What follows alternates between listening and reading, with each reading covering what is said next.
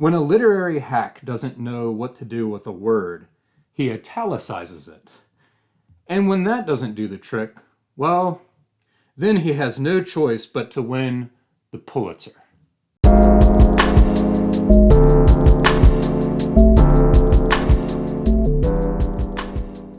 Hey everybody, thank you so much for watching Leaf by Leaf. As always, today I get to talk about a huge book in every sense of the word. Honestly, this is the type of literature that I live for. It satisfies every single element of my great literature rubric, which of course is very much personal, and I wouldn't dare foist it on anyone. But if you're looking for something that just breaks the mold and is driving literature forward and breaking new ground, then check out Invidicum by Michael Brodsky. And I'm embarrassed to say, and I think this is accurate, but this is the first book from Tough Poets Press that I've made a video on this channel. That's hard to believe and frankly deplorable. So Tough Poets Press, please forgive me for only now getting around to your incredible catalog.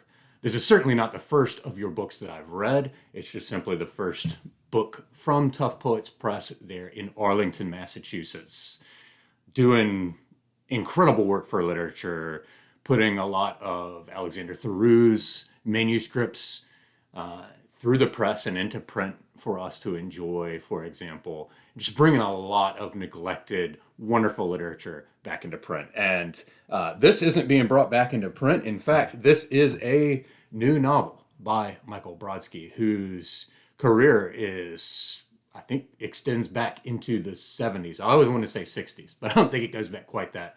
I think his first novel, Detour, was published in the 70s.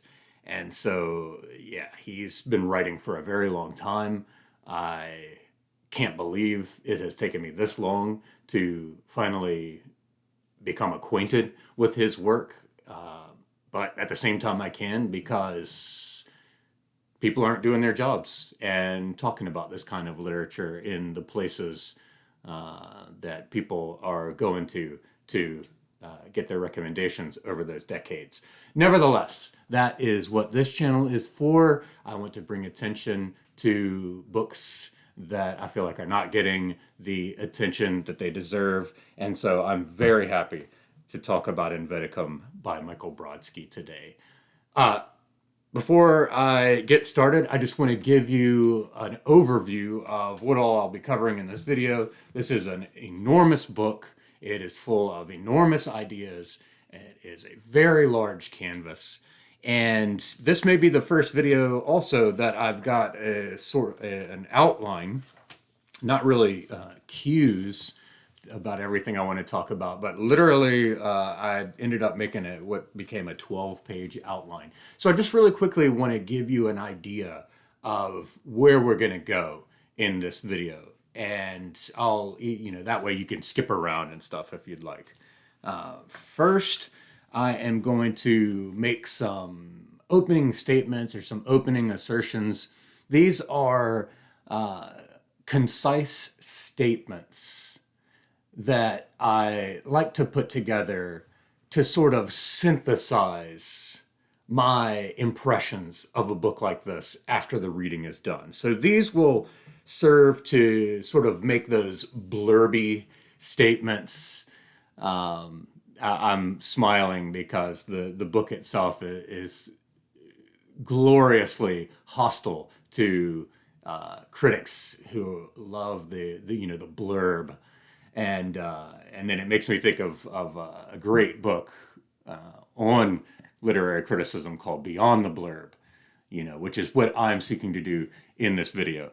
But anyway, those opening statements, I just really like them because they will, if you don't want to go any farther in the video, you can stop with them and take my word for it and take a chance on Invidicum, either for the first time or as a sort of reevaluation.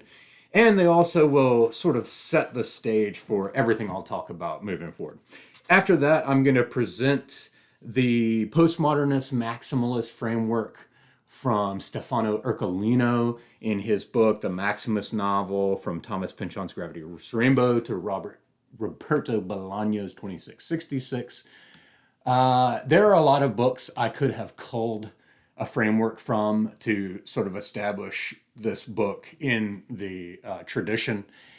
You know, there's Tom LeClaire, The Art of Excess, In the Loop, his idea of the systems novel. There's, who is it, Franco Moretti and the World novel. I think that's what it's called. I haven't read that one in a while, but it's something about like the World novel, the Opera Mondi or something like that. The World Opera is what that translates to, I guess, from the Italian. And you know, there are several others. You know, I could go the classic text at this point on postmodernism is from Brian McHale, postmodern fiction, and then Frederick Jameson. But anyway, I chose Ercolino even though it's a little bit opaque and does suffer from the temptation toward exotic word salad that a lot of scholars and academics fall prey to. But I think it's very useful because it's more recent than all the others, and the framework just fits perfectly for this book. It considers a lot of ground that the other books didn't have in their purview. All right, so then from there, I am going to I'm going to talk about the plot. I'm going to talk a little bit about the plot, which, as you probably know at this point, is secondary, if not tertiary, to what I think are the salient traits of the novel. Then I'll back up from just the plot. I'll talk a little bit about my thoughts on the title of the book. I'll talk about the characters. And then after or at least the main characters, I'm going to talk about my thoughts on the design of the book, and then the style of the book, the writing, the sentences, the syntax, the structure. Then I'm going to talk a little bit about focalization. And I think I talked about this in my Gravity's Rainbow video.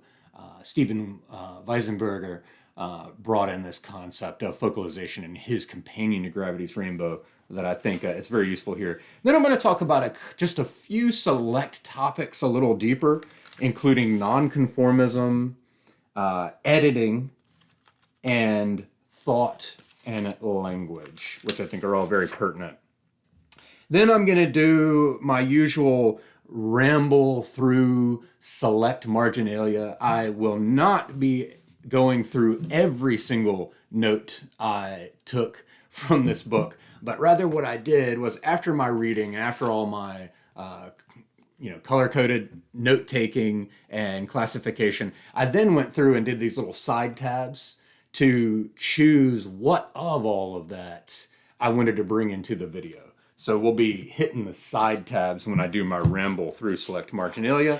And then finally, I will present a conclusion that includes my definition of what makes a book worthwhile. Because I think with a book of this heft and this scope, this ambition and this density, I think the burgeoning question that everyone is going to have to face, or that will just come up by default, is it worth my time? I'll go ahead and tell you, yes, it was worth my time. And at the end of this video, I want to sort of present my definition that I've come up with that makes a book worth my time. So that is a long-winded introduction to this introduction of the introduction of my thoughts on Invidicum by Michael Brodsky. So let's kick it off with a couple of epigraphs for this video. And these sort of came to me while I was reading through it. Some of the epigraphs even appear in the book, and then some just came, like these first two came just from other reading I've been doing that was quickly very much associated in my mind with Invidicum and what it represents in terms of what Brodsky is doing as an artist. So in the 2-volume biography of William Faulkner by Carl Rollison that I'm reading right now, he says reviewers set precedents for novelists that great writers like William Faulkner ignore. And then in Ways of Seeing by John Berger, he says to be an exception, a painter whose vision had been formed by the tradition needed to recognize his vision for what it was and then to separate it from the usage for which it had been developed. Single-handed, he had to contest the norms of the art which had formed him. He had to see himself as a painter that denied the seeing of a painter. This meant that he saw himself doing something that nobody else could foresee. And then I want to invoke the sort of minimalist mantra of everyone from Chekhov to Hemingway to Carver, Sherwood Anderson, and so on, which of course is show, don't tell. On the heels of that, I want to invoke Emily Dickinson, who says, to tell it slant. And finally, I want to assert that what Brodsky is telling us indirectly through his fiction is to show and tell it slant. All right, here are my opening statements or opening assertions on this wonderful novel. In this 1,200-page paradox of rhapsody and fugue, Michael Brodsky masterfully performs nothing short of a Balanchine, choreographing a prose ballet of thought packets. This is Brodsky's Wagner-sized meta-psycho-physio-philosophico-pharmaceutico-sexuological opera cycle. If you read it, it'll make sense. Invidicum gleefully evolves, or perhaps devolves, into a Rabelaisian carnivalesque as observed through the clinically detached eye of a Michel Foucault. What emerges as a hierarchy of narrators' consciousnesses intrudes upon, suspends, corrects, disputes, hijacks, rejects, ridicules, ameliorates, collates, concatenates, and altogether intermingles with the characters' consciousnesses. Furthermore, these intrusive, metafictional, self-aware narrators appear to be embattled with one another in the midst of their very own envy-riddled strife. The act of reading this book was, on one level, an act of multi-threaded reverse engineering, following the plot and characters on one thread and parsing and processing how all of the parts were put together on another thread. That one for me is a more prominent thread that kept having to reset itself every time new data was introduced. Any criticism, positive or especially negative, that you could level at this book has already been preempted within the hyper self-aware book itself. And this became truer and truer as I continued to think about it, as I played devil's advocate against myself in terms of lobbing negative criticisms at it. It's all already there within the book.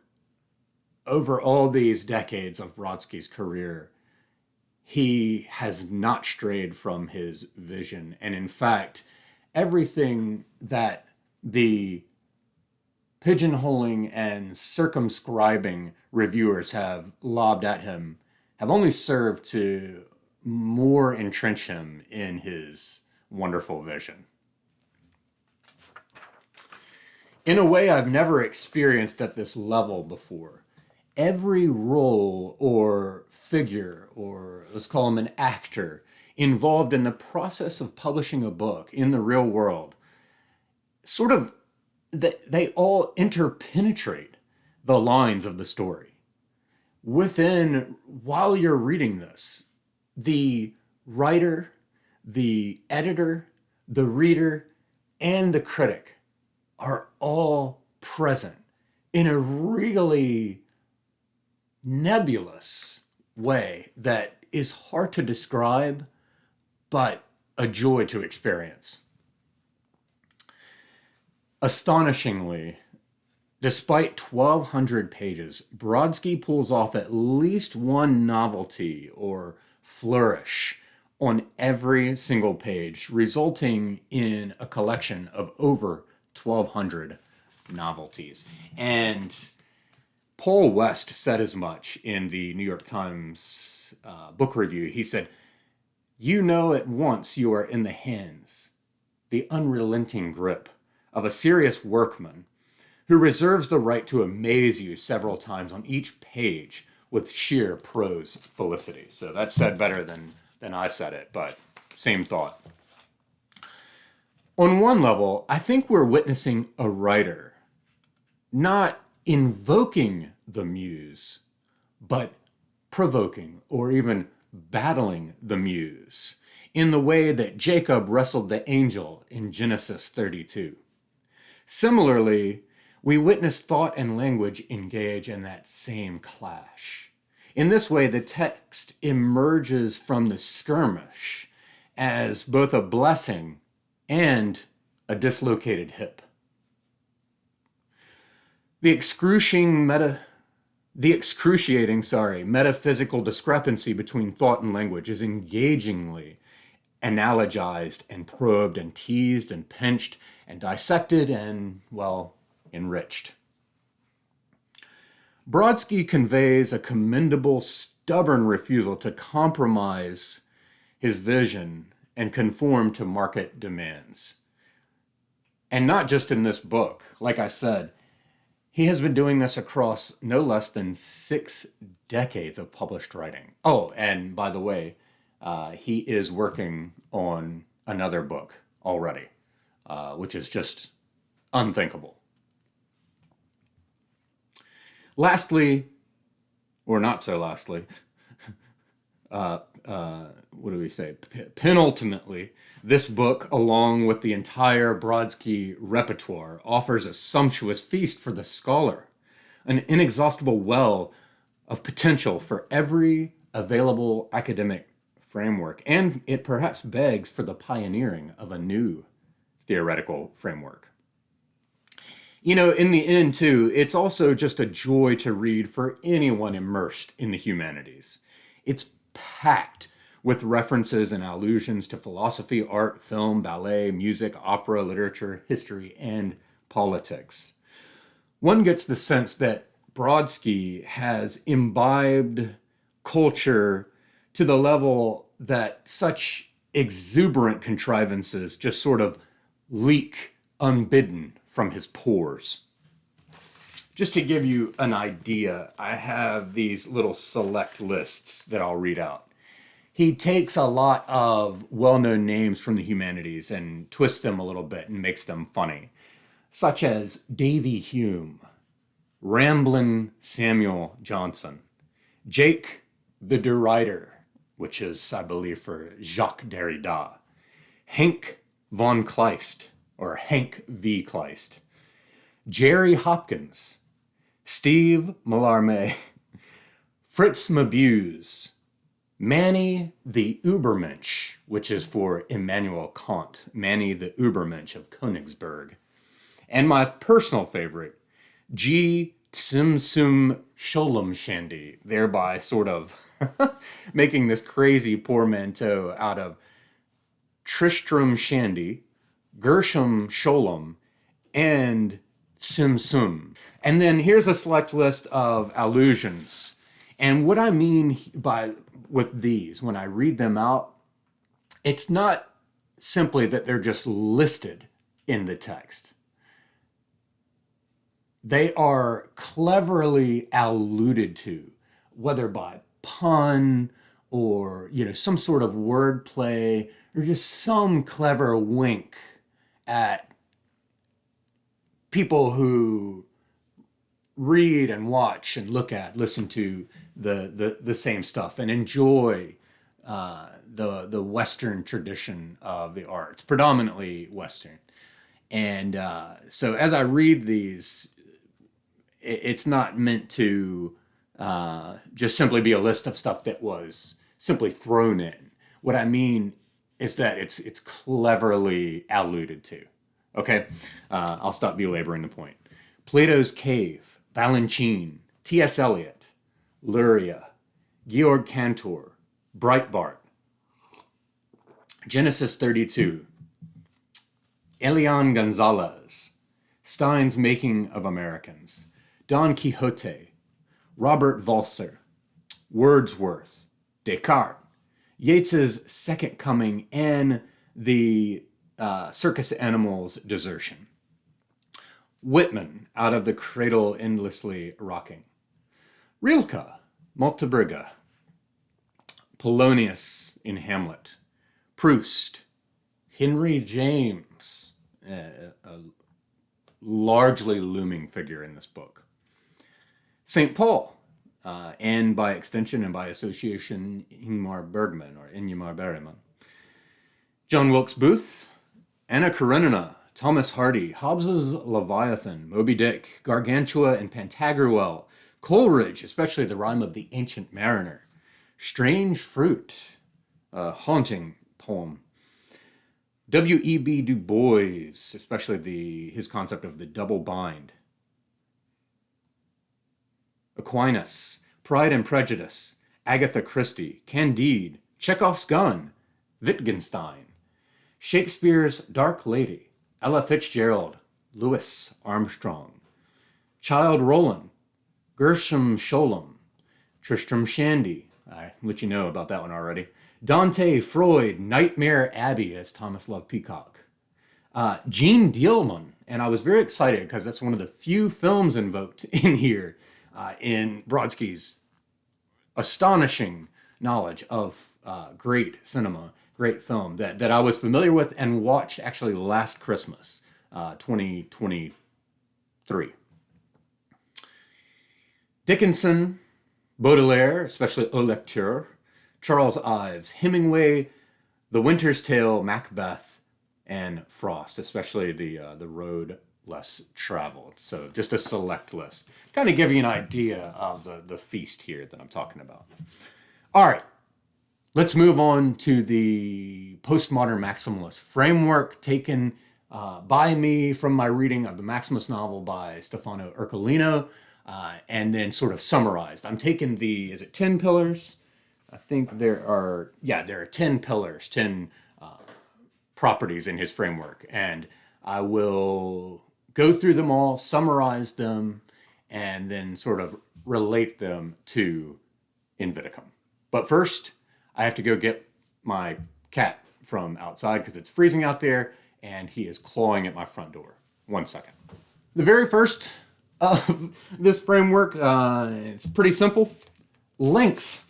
So number one, length. And yes, Invidicum is 1,190 pages, made up of 64 chapters. The average chapter length is only about 20 pages. And in fact, when I first got my hands on this thing and flipped through it and just saw these walls of daunting mountains of dense text, I really didn't even think there were going to be chapters or paragraphs, but indeed there are. The longest chapter is the final chapter, and it is 80 pages long. But with length, I mean, essentially to capture and order the expanse of information and present a whole cosmos which is the ambition of books like Invidicum. So I guess that gets into what in sci-fi and other spheres like that is called world building. So you got this cosmos and consciousness building. Space is just simply necessary. There's a lot to talk about and a lot to present here. So just in general, space is necessary. So that's just the practical aspect of why maximalist novels are so lengthy. You need to be drawn into this world. It's funny because it's perfectly acceptable in the realm of fantasy. Brandon Sanderson fans can't get a book long enough. But for some reason in literary circles, I would say it's more frowned upon than not. There are definitely much fewer of us who appreciate these big whipper-whopper chonker-donkers. But they have that in common across those two genres, is that they want not only to immerse you in this world, but it's just a simple truth that in order to become immersed in a world like this, in a vision like this, it takes time. And so it can't just be presented as, let's say, a polite, inviting 120-page paperback with very minimalist prose that's more evocative than exhaustive. I'm not knocking that stuff. There's so much I love, so many of those books that I love. I'm just saying, when we come here, we can't use the same standards with which we approach those books and apply them to this book, because the 120-page book are gone in a breath, it seems. Whereas we need to spend time, and I'll talk a little bit more about why as we move on. But slowing us down is a factor that is crucial to what's taking place here. But then, another reason can be tied to marketing strategies, such as those employed by Little Brown and company with David Foster Wallace's Infinite Jest. They leaned into the largeness of the book and went through a marketing campaign that sort of pulled people into that, made them excited about taking on this reading project. Certainly not the case here. To my knowledge, there is not really any commensurate marketing campaign going on for this. And I believe that Brodsky, at this point in his career, is well aware, that's not the trajectory that's being taken here. But then Ercolino, in terms of length, proposes a historico-economic factor that makes the appeal of a large, imposing novel a commodity. So postmodernism and late capitalism are kind of partnered here in terms of the economical principles that go into making something a commodity, which is really interesting and worth checking out. But basically, it's still unclear what metaphysical drive it is that accounts for the appeal of reading such a novel. I've thought a lot about this. Like, what is it that drives some of us toward these big, huge, chunky, dense novels? And the closest I've gotten is stuff that I present in my on reading big books video. So I'll just, if you want to go check it out, you can go check it out. I don't want to bloat this video too much. But anyway, Ercolino offers the conjecture that the reader feels that he or she is entering in a synecdoche of total culture. But ultimately, again, the reasons are as varied as they are elusive. But I think that does get at something that I don't get into in my video. In my video, I liken it to entering into a relationship, and you want to put the effort into making that relationship work out long term. So Kind of cheesy, but I just find that analogy is endlessly useful when talking about reading big books. And, there is something about with a book that seeks to develop and present sort of a whole world unto itself. There is something in us, I think, that does long to engage in the total culture, in the synthesis of an entire life, an entire world, but in a form that is a closed and accessible structure. Yeah, take that and run with it. All right, so wow, we just talked about length forever. Ha! See what I did there? Anyway, the second is the encyclopedic mode. Ercolino frames this section about the encyclopedic mode with a polemic against Jean-François Lyotard.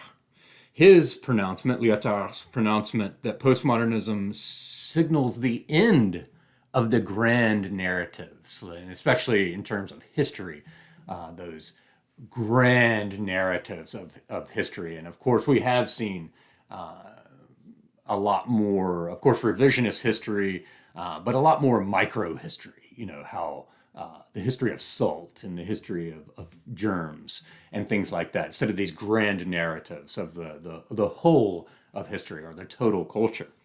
But like I said, Ercolino battles against that and says, while the grand narrative of ancient epics and the modernist mode may be over, the impulse of writers to attempt the postmodernist version of a grand narrative is alive and well. And I agree with that. What has changed, however, is the mode of the writing. And from this, Ercolino takes umbrage with the antecedent terms encyclopedic novel and proposes instead an encyclopedic mode. The pragmatic drive behind these encyclopedic preoccupations takes its cue from Joyce's comments on Ulysses as a historical preservation of Dublin and situates it within post-war epics as a defense against destruction. Now that's interesting. Ultimately, the encyclopedic mode will never cease because there is a deep need within us to at least attempt to order the chaos in the world, even if that order itself is chaotic. Number 3, dissonant chorality. Ercolino defines the narrative of the Maximus novel as an inextricable web of chorality and polyphony, and that is very much the case in Invidicum. This means that the narration is not bestowed upon a single voice or character, but rather distributed across a multiplicity of voices. In addition to the many voices is the polyphony of many languages, styles, and domains of knowledge. And compounding these multiplicities is the fragmentary structure of the novels, typically in lieu of the more traditional chapter breaks. Now, here we get a little twist on that, where there are chapter breaks. And the fragmentation comes not from the formal interruption of the narrative style, but rather what I will call the Greek meander here in a little while. Okay, so blah, blah, blah. Dissonant chorality is historically traced from Lawrence Stern's Tristram Shandy through Joyce's Ulysses. And so, yeah, these different voices, these different literary devices, different modes. The dissonant chorality here is very, very interesting how there does... Well, we'll get into that in just a little bit. All right, number 4 in the framework, diegetic exuberance. Diegetic is a fancy word that means something that is included within the narrative and that others are aware of. In this one, the imposing intrusions of the narrator, referred to as the master, would be would be an example. So if something is not diegetic, like the mess, then it's presented in such a way to where only that narrator and the reader sort of know about it, but it's not present and talked about and made aware of within the novel. So the fragmentary structure, narrative multiplicity, and polyphony of maximalist novels afford what Ercolino calls diegetic exuberance. It seems to me that he is hinting at the somewhat metafictional element of narrators commenting on the unfolding text story at hand. But going beyond that, making the characters are also aware of these things that are being commented on. Almost like they're aware they're within a story that's being narrated. As such, digression is the chief diegetic exuberance, and it stems from the concern with inclusivity, that is, not wanting to leave anything out. Hence the antipode of the minimalist project of letting the things left out of the text tell the story.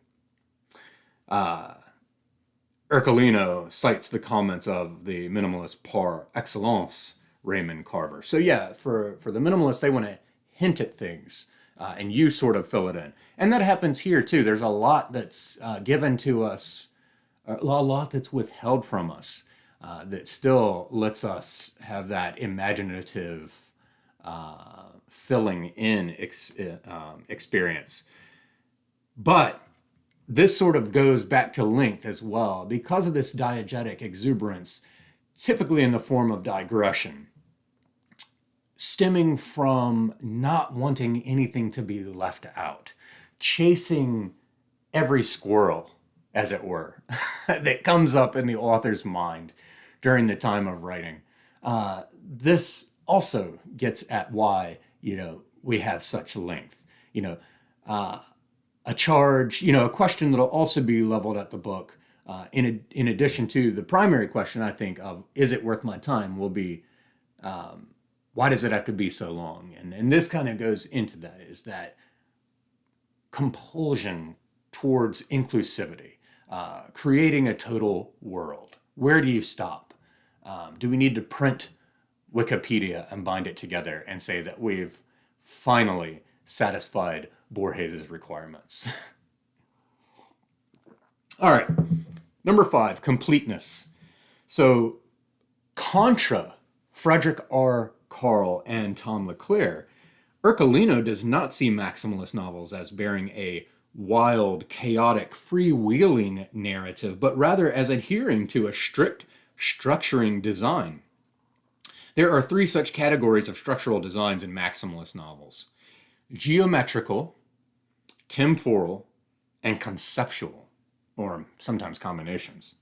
And in the book, Ercolino illuminates these categories and their subcategories with their respective exemplars, so their respective books that he chooses, which includes 2666 and Gravity's Rainbow, Underworld, and so on. In the end, though, for Ercolino, completeness is linked with structure, not with plot. So that's where, like, I just quipped about, should we just print Wikipedia off and say we've got the postmodern-maximalist novel par excellence because it contains a total world and all of our knowledge. Well, according to, when you add the completeness dictum from Ercolino's framework, he shifts the focus from knowledge or plot or information and puts it rather on the design, on the structure. So we can say that Brodsky's novel is complete because his design of it, his structuring of it, is complete. No novel, no matter how large, will ever be complete if completeness is dependent upon knowledge and capturing every detail of a world. All right, number 6, narratorial omniscience. This property of the maximalist novel is situated historically in the reaction against Roland Barthes' declaration of the death of the author. Here, the authors are reclaiming their presence in the narrative. Narratorial omniscience is more than just the normative literary device. In maximalist novels, it has a degree of focality. There is a need for the omniscient narrator to gaze from above and dominate the entire opus. This was written well before Invidicum. And it just so, for those who have read Invidicum, as I read that, I'm certain that chimed so true for you with this book. All right, number 7, paranoid imagination. So Ercolino proposes that paranoia is the motor of the maximalist literary imagination. Certainly, he affirms, paranoia has long been cited as a hallmark of postmodern fiction, and in maximalist novels, it enshrouds, literally infests, the narrative universe. One locus of this paranoia is found in the Puritan roots of North America, with its Calvinist strain between the elect and the damned. Drawing on Thomas More and James Wood, Ercolino symptomatizes paranoia with the sense that everything is connected. This sense of interconnectedness also bolsters the assertions made in the completeness property. So, wow, I hope you're seeing how layered and well thought out this framework is, and how interconnected it itself is. Number 8, intersemioticity, as in semiotics, signs. At base, this is the product of an intermixing of media. So media as sign. And wow, there is definitely an intermixing of media in this book. However, don't take that to think that I mean what's called the mixed media novel, sort of like Ha, and the way it presents itself as like a Netflix docuseries in written form. Or John Dos Passos, the USA trilogy, and the way that it incorporates lots of different media, newsreels and things like that. Or the way that, Pynchon presents songs, people break out into flash mobs and things like that.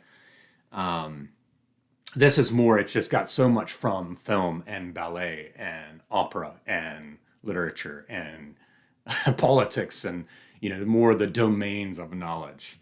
But in fact, Ercolino uses Dos Passos as an example, which is apt, like I said, given that author's use of techniques from newspapers, film, literature, etc. The definition of intersemioticity is also extended to assert that it is this mixed media penchant of maximalist novels that will also help to serve to keep literature culturally current. That is, current via incorporation of the a la mode media. And I think it was Rita Felsky and her manifesto of literary studies. I used it for one of my videos during the Why Do We Read Fiction series. And she looks at the landscape of the university, and she sees film studies, for example, as thriving well beyond literary studies. And she starts to lean into this and look into why, and propose, how literary studies could learn from and incorporate film studies. So that's worth checking out. I think maybe it's called The Uses of Literature by Rita Felsky. It's a short little manifesto. It's really good. All right, number 9, ethical commitment. Opponents of maximalist novels decry the author's self-indulgence, or, as Ercolino puts it, self-validating frivolousness. And we all have seen or heard or maybe even have said ourselves, this is just the author showing off, indulging in him or herself. It is pointed out that the rise of the new ethics, especially the Yale strain, does not defenestrate the maximalist novel, but carries the seeds of exacerbating the opposition's pronouncements of superficiality and ethical void. Yet, the postmodernist novel tends to extend the antecedent ethics of the modernist novel, using drugs as the sole and common example of ethical commitment in maximalist novels. Ercolino explores the ethical drug paradigm in each of the 7 exemplars, which include Underworld, 2666, and Gravity's Rainbow.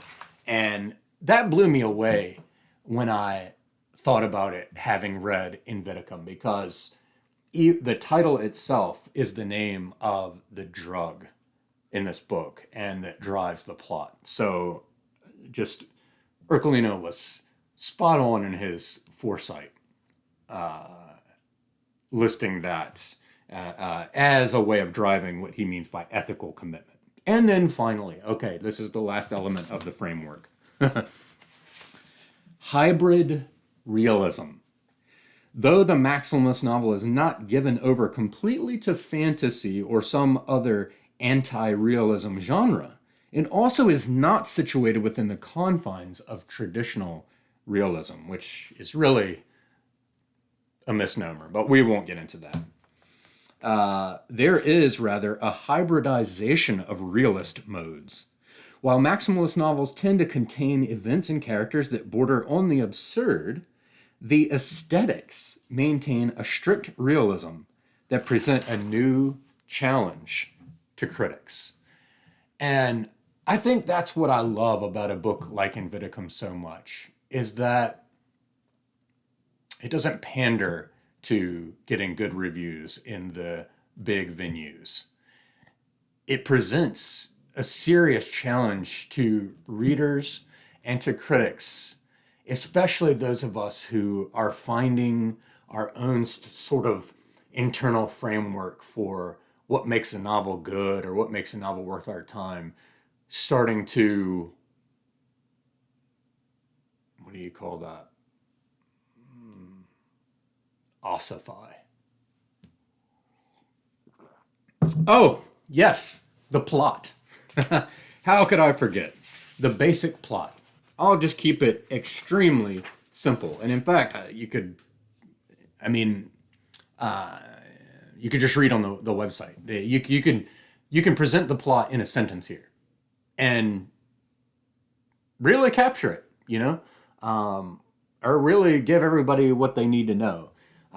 It's interesting in that way because thinking about it compared to, say, Gravity's Rainbow, is so hard to give a one-sentence plot. Yes, it can be done, but not really satisfyingly. Here, we have 6 trial subjects who are taking a drug called Invidicum that purports to cure people of envy. That's it. That's the plot. Of course, Brodsky invigorates that plot. I mean, it's 1,200 pages. And, it's interesting, too, because I will say this, and this won't spoil it. My expectations of this book were such that I thought we were really going to see what would happen in the world, within a community of people, to individual characters, if the drug actually works. So almost like a utopian literature, or how it would seem to work and then sort of all fall apart, which is more akin to utopian literature, or dystopian literature. Yeah, sort of like Aldous Huxley's Brave New World and the drug Soma, but it doesn't go there. And a little while into the book, I finally had to let go of that desire and that expectation, because that just, clearly wasn't what Brodsky was going for. But nonetheless, over 1,200 pages, and with that basic plot already sort of not going into the expectations that a lot of reading would lead us to suspect, he invigorates the plot with a very steady layering of subplots and duplicity and subterfuge and constant revision. Is the only way I can describe it. Not a total resetting. And it's not like things get tried out and then that didn't work, so they go back to square one. It's very hard. It's very hard to put your finger on. It's amazing the way Brodsky handles this thing with such steadiness and control. But pretty quickly you'll realize that almost everything, even down to characters' names, everything has to be taken as contingent, as tentative. Everything will, just things will constantly slowly be unveiled and will just sort of retroactively recast everything in new light is the best way that I can put it. But that is one way in which the plot and the reader's engagement stays invigorated. So it's from a different angle. And that's why one of my epigraphs for this video was "Tell it slant," which appears in the book explicitly. So yeah, things are done, but they're just done at a slant from what you are used to, thankfully. Okay, let's talk about, if we're going to talk about the plot, let's back up and just talk about the title. Invidicum, like I said, is of course the name of this wonder drug that purports to cure people of envy. But I think it's, if we break it in half into its parts, I think that it's made up of invidious or invidiousness, causing resentment, or as it's presented from philosophy in here, from Shaler, I think, ressentiment, and the very stuff that envy fuels, right? Invidiousness, and then the Latin preposition cum, so invidicum, really. And that Latin preposition is used extensively and to great effect all throughout the novel. Brodsky is certainly drawing attention to that Latin preposition cum, which is right there in the title. And that term is used to indicate a thing or person that has two or more roles or functions or natures, or something that's changed from one state to another. We see this all the time. If we imagine that this library, which was built as a library, began as a dining room, then this would be called the dining room cum library, because it has changed state from a dining room to a library. And so I believe that the multiplicity, the multiple nature of the drug is built into the very name itself. And also there is presented to us in the title the open-ended transition from invidiousness to we don't know, question mark. In other words, the drug, the title, is not called Invidicum contentment or Invidicum peace, invidiousness cum contentment.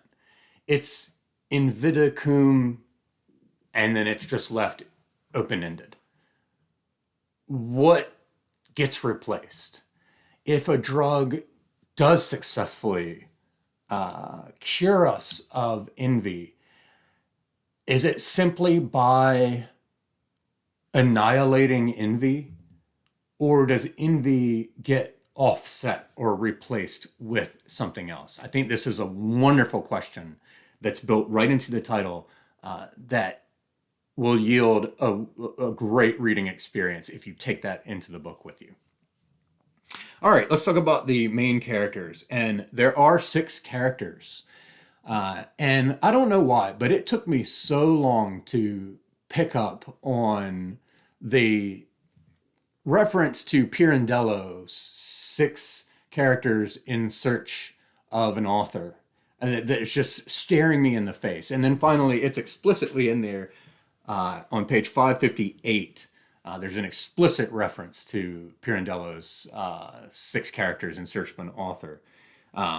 Here, we could call it 6 characters in search of a master. Well, or not really in search of. The master is sort of intruding upon them, unbidden. But anyway, the 6 characters, we open up in the Garden of Eden, as it were, with trial subject 1, whose name is Merton Eden. He's presented initially as envy-free, as if he's the sort of control element in the experiment. We also find that he has deliberately inserted himself into the experiment because of a personal vendetta. And as is Brodsky's wont with constant wordplay and that knowledge of the humanities, we note that Martin Eden is also the titular character of a Jack London novel about an impoverished San Francisco seaman who struggled for success and fame. Trial subject 2 is Melanctha Herbert, and if you heard that name, Melanctha, yes, this is the Melanctha taken from 3 Lives by Gertrude Stein, and there is an epigraph to Invidicum itself from that very text. But anyway, she is a black woman, and that is important to the plot and the themes, and an aspiring writer who is envious of her past self and wants to achieve success as a writer by using the history of her veteran son's horrible demise as part of the historically true Building 18 scandal. Trial subject 3 is introduced to us as Borkman. He is a ruthless businessman involved in mergers and acquisitions who is addicted to winning at all costs in the corporate world, taking risks and just in this cutthroat world and winning no matter what the cost. And we have to note that John Gabriel Borkman is the title of an 1896 Henrik Ibsen play whose titular character is imprisoned for speculating with his investors' money. So everything, naming is a big deal in Invidicum. Nothing is done flippantly. Trial subject 4 is Moira Shearer, an aged-out, washed-up ballerina who used to perform under the direction of the great Balanchine at the New York Ballet. And her namesake was a Scottish ballet dancer and actress and the star of the film The Red Shoes. Trial subject 5 is introduced to us as Cantor. He is a gay meta-mathematician who is envious of the populist concept of manliness. And note that that namesake is indeed Georg Cantor, who discovered different types of infinities and pretty much went insane several times. Trial subject 6 is Jean Rhys, or Jean Rhys. She is the imposter. She purportedly doesn't have envy. Someone on the inside has pulled strings to get her into the trial under false pretenses. And we note that her namesake is, of course, the Caribbean-born British novelist of the wide Sargasso Sea of major note. And then I'll just go ahead and say that the master, as in Henry James's epithet, is the omniscient voice of the novel whose consciousness mingles with the other characters' consciousnesses. And all throughout the book, I'll just go ahead and tell you that these orange tabs represent anything striking or salient that had to do with the master or the narrators or the narration. And so it's just all throughout. It's not as simple as I'm making it. Now, I want to talk about the design of the book and the style of the book, which for me are really what make it. All right, above the plot, above the content, above what happens, and above the characters. This is where, for me, a book just wins, and I'll talk more about that and what that means specifically as we go on. All right, the design, the metaphor that I came up with for how this book is designed is the photo-mosaic. And that is one of those really cool pictures. I think I discovered them in the 90s. I swear it might have been Star Wars, and it was on the wall of my math teacher's classroom or something. But from way back, it was this picture of Yoda. But you could tell that it was like pixelated. And as you got closer to it, you realized that this picture of this huge poster of Yoda was made up of smaller little pictures, complete unto themselves, of scenes from the Star Wars movies. This blew my mind. But I think that it perfectly maps onto the design of Invidicum. So, yes, there is a fractal-like design to the book. But instead of fractals, as Mandelbrot made us aware of them in the realm of mathematics and nature, or the way that David Foster Wallace's lopsided Sierpinski gasket acquainted readers with them. It's different. And I found that analogy of the photo-mosaic to ring truer for me. So I like this idea because there's an interplay between the constituent photos and the overall photo, such that you can zoom in and take in each little constituent photo as a whole scene. And then as you move out and start to then see the bigger picture that all of these smaller constituents are making up, you're also starting to become aware of, or at least be led to think about, the interplay between the two. How each little piece, whole unto itself, plays into the big picture. And of course, with reading, unlike an actual photo mosaic or painting, where you see the whole thing at once and then start to zoom in on its constituent parts, with reading Invidicum, you're kind of starting out with your nose up against the photo mosaic, looking at one little scene and then moving to the next one, moving to the next one. And so as you read it, you're constantly moving out, and you don't see the whole thing until you're done. So really, this is an argument towards rereading, because I haven't reread this yet, but I can already see that now that on that first pass, I expended so much energy taking in and processing each of the smaller photos, and then finally was presented with the whole canvas and an overall photo. Now I can take all of that and the knowledge, the context of the overall photo mosaic in with a subsequent reading. And I can imagine what all will shake out, because so much has shaken out just on this first reading. But that, I believe, is the design. And as you move out and you start to see more and more of it, you start to see, oh, this is an eyeball of what will ultimately become that Yoda poster. Oh, this is an ear. This is those little wispy tufts of hair on his green head. So what's the style?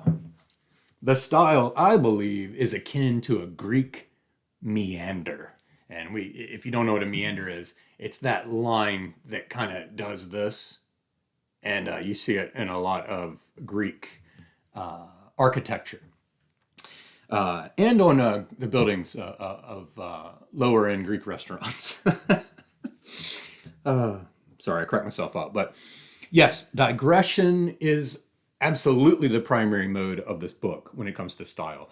And it's achieved through a variety of devices. So, not just the usual piling up of subordinate clauses and run ons, okay?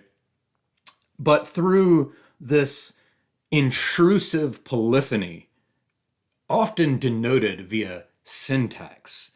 So we've got these visual cues achieved through parentheses and square brackets and italics and capitalization and monikers.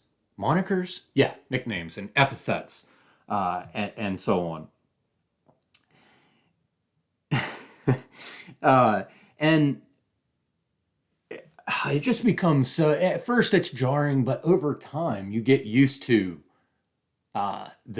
the system of digression, the system of digressive cues, the digressive vocabulary that's being used here. And it very much is like a Greek meander. I do want to say too that none of the sentences, despite what you may think, even at this point, none of the sentences really go on for that long.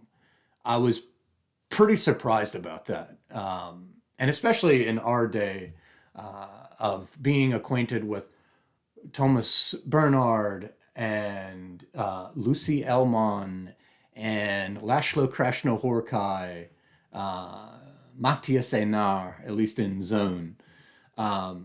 Sentences stretching even 1,000 pages, we're acquainted with at this point. Proust going on 4 pages at a time. Not one single sentence in this book, and this has been corroborated by someone else who read it at the same time as I, very closely. No single sentence stretches beyond a page. And there are constant paragraph breaks. So if you can read and follow and stick with the master, Henry James, and Proust, you'll have no problem here. And in fact, it's just a different take on digression. And it uses a lot of syntax and polyphony and intrusion. But I can't overstate enough how controlled and tight and designed it really is. There was not one moment where I felt that Brodsky lost the thread. Not at all. So don't be intimidated. And in fact, the book will teach you how to read it. I'm big on this. I say this about every book, but every book we should take on its own terms. We should learn its terms. The first reading is about learning the book's terms. And it will teach you how to read it. And before long, you will become, the process of parsing its idiosyncratic vocabulary of syntax and content and digression will become second nature. All right, I've belabored the point. So if you think of that picture that Greek meander, that gives you a representation of the pattern and feel of an Invidicum sentence, or with the continuous, a meander is a continuous line of a repeated motif. And that is, I think, the best analogy I can come up with for an Invidicum sentence. And a paragraph in Invidicum is nothing more than just a series of those sentences. Anyway, I feel that it's useful to take that in with you. Yeah, so I feel, again, it's very important to note that from what I've seen, Brodsky does not lose or even deliberately bury the thread. Just as the Greek meander never breaks off. It's one continuous line with repeated motifs, but it does loop back over and under itself, all the while progressing forward. That's the best I got. You really have to experience it for yourself. All right, let's talk about focalization for a second. So in addition to digression and repetition and expansion and contraction, Brodsky does employ focalization across his characters and narrators. And the lens will freely swivel wherever it pleases. But it will use markers to let you know what has happened. This means that at times the camera can be focalized on character A, jump to character B for an extended length of time, and then switch back to character A, but only use maybe pronouns such that you'll go from a male character being introduced and then focalization swinging the lens to a female character and getting the repeated female pronouns, and then all of a sudden a he jumps in there. And it can be jarring. The first couple of times it happens, it kind of jarred me, and I had to go back and I found, oh, okay, it's referring back. It just zoomed back or rose back up and focalized back on the introductory character. After the first couple of times, like I'm saying, you get used to it. And it really teaches you, I think that if you really engage with this book, it makes you a better reader. All right, so now I've got just 3 select topics I want to zoom in on, and actually maybe 4. And I'll present the first one first that I didn't put in my notes, but fascism is a huge theme here. And without giving too much away, how do I present this? If we view fascism as an entity that seeks to brainwash and control the masses towards its fixed ends, then this is a monumental take on fascism. I really don't want to give too much away, but the drug itself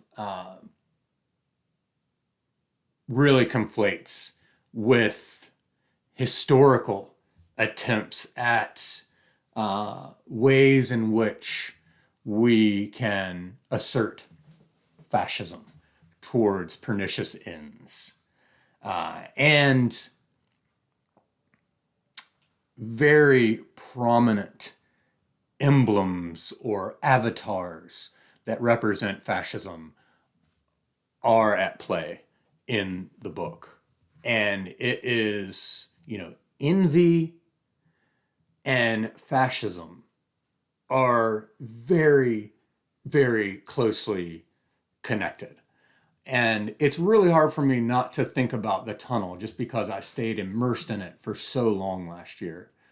But this was also the big theme in the tunnel. We have this envy-ridden character, William Kohler, who is suffering from the fascism of the heart. And this overarching theme of envy that broils within a group of people who are being marginalized and who are losers, then being utilized by fascists who know how to harness that envy towards their own ends. The same is true here, but Brodsky gives you enough leeway to sort of fill in those blanks yourself. Again, I apologize for dancing around it, but I want to leave it for you to discover. Because also that facet of it didn't really hit me until weeks after I had finished the book. And so it just crazy. New things from the book continue to bubble up for me. All right. The other is non-conformism. And there's a bit in this book where one of the archons, as I started in my brain voice, started thinking about these narrators that intrude on the characters. There's a bit where one of the archons refers to standard dialogue rendering. So the polite, everything in double quotes and on new lines and with assignation and things like that. The archon refers to this as a poverty of style. So it just landed. There's so much in this book that just cracks me up. But that one landed really well. There are a few other moments that just landed so well with me. But just referring to these, standard practices of rendering dialogue, the way you're supposed to render dialogue as a poverty of style.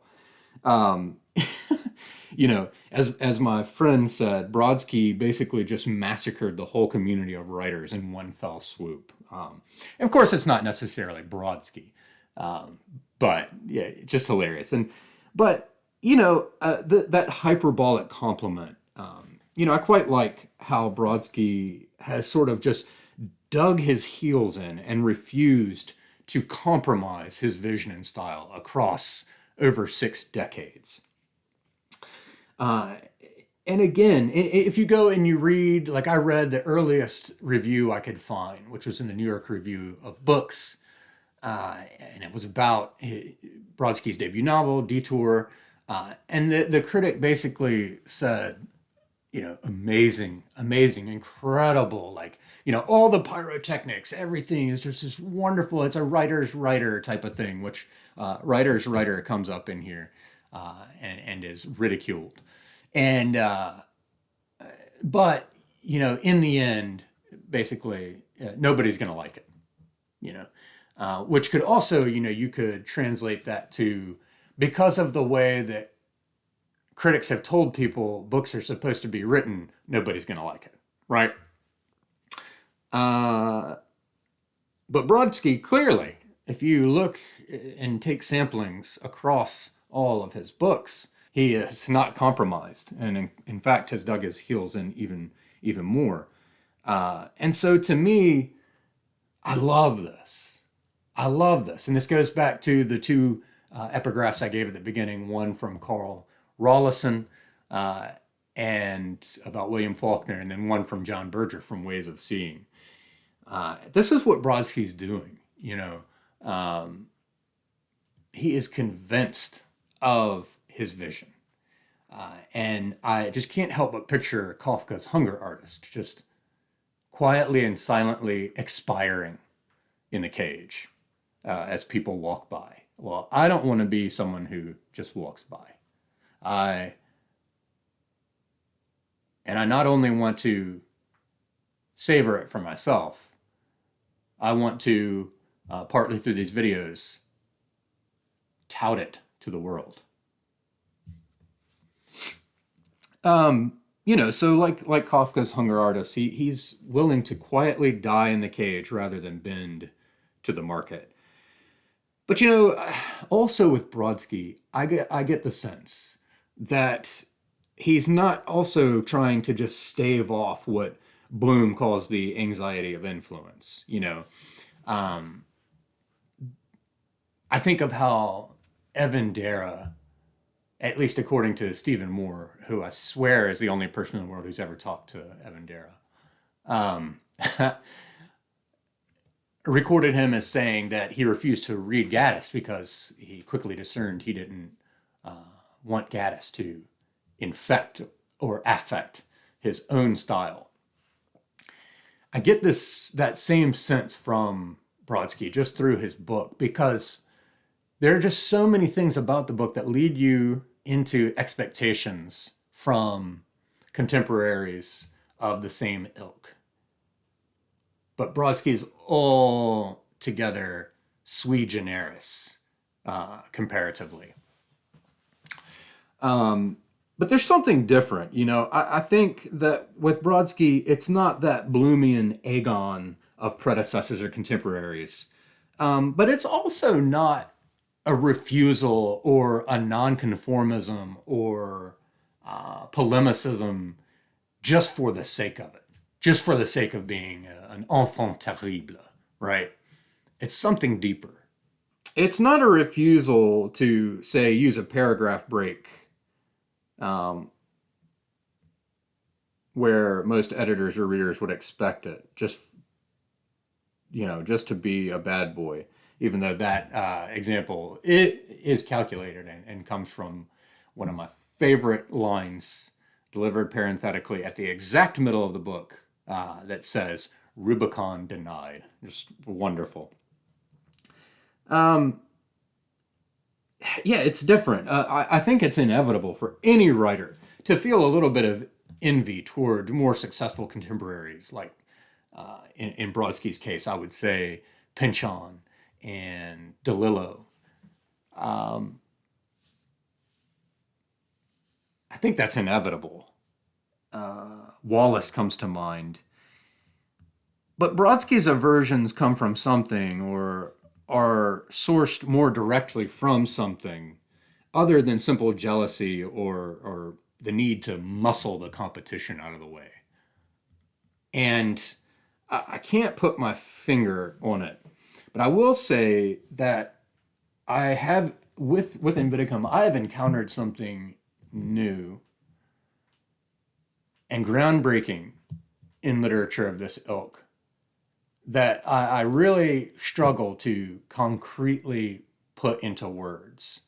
And maybe I can't sum it up in one statement. And so what it is the culmination of everything I'm saying in this video, I guess.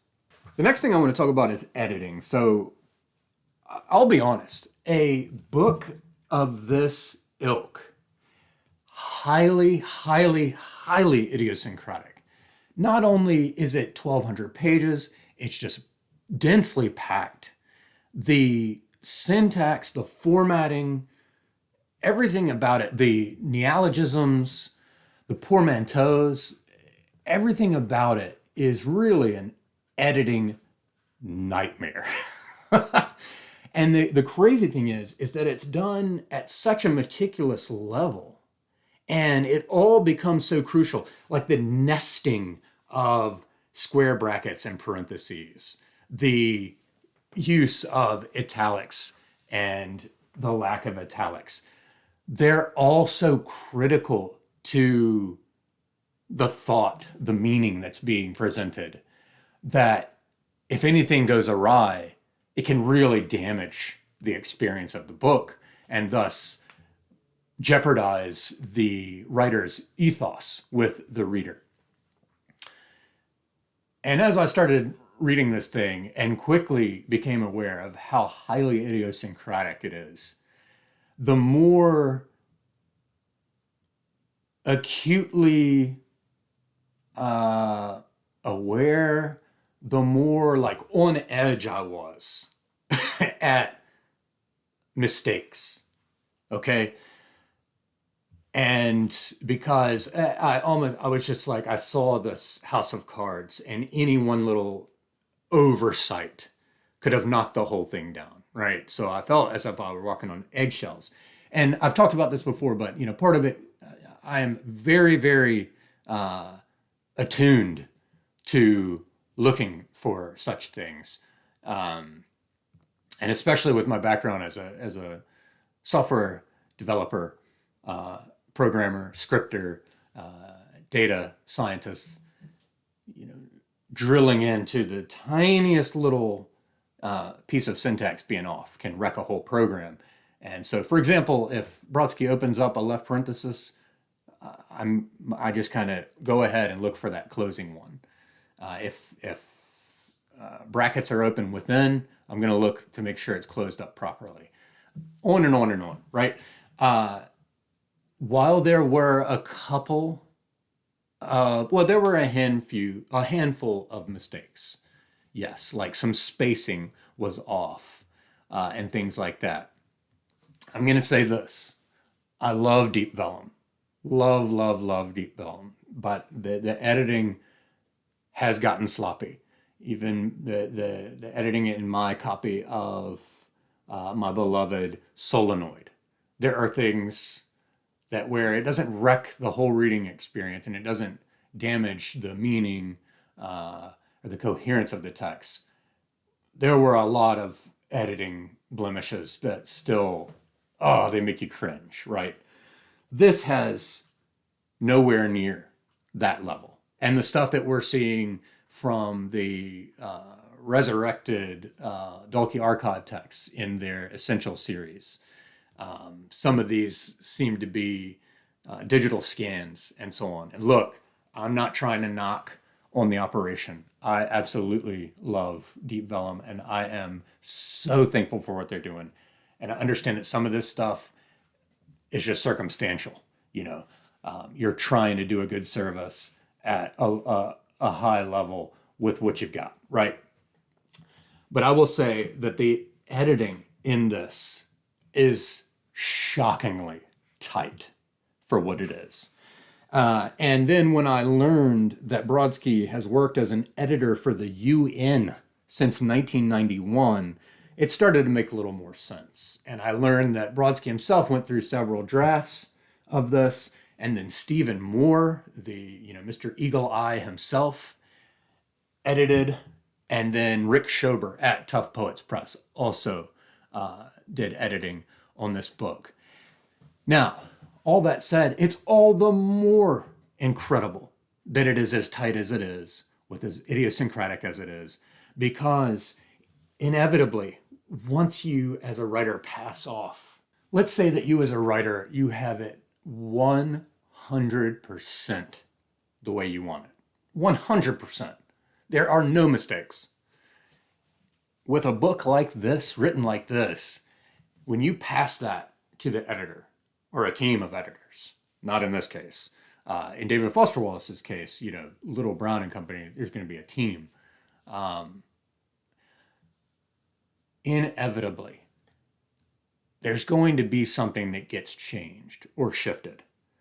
And then what is supposed to happen is this back and forth, right? So then the editor goes through, puts all of their edits, and then the author looks at that, has a say. No, I want this to stay like this. I don't accept that.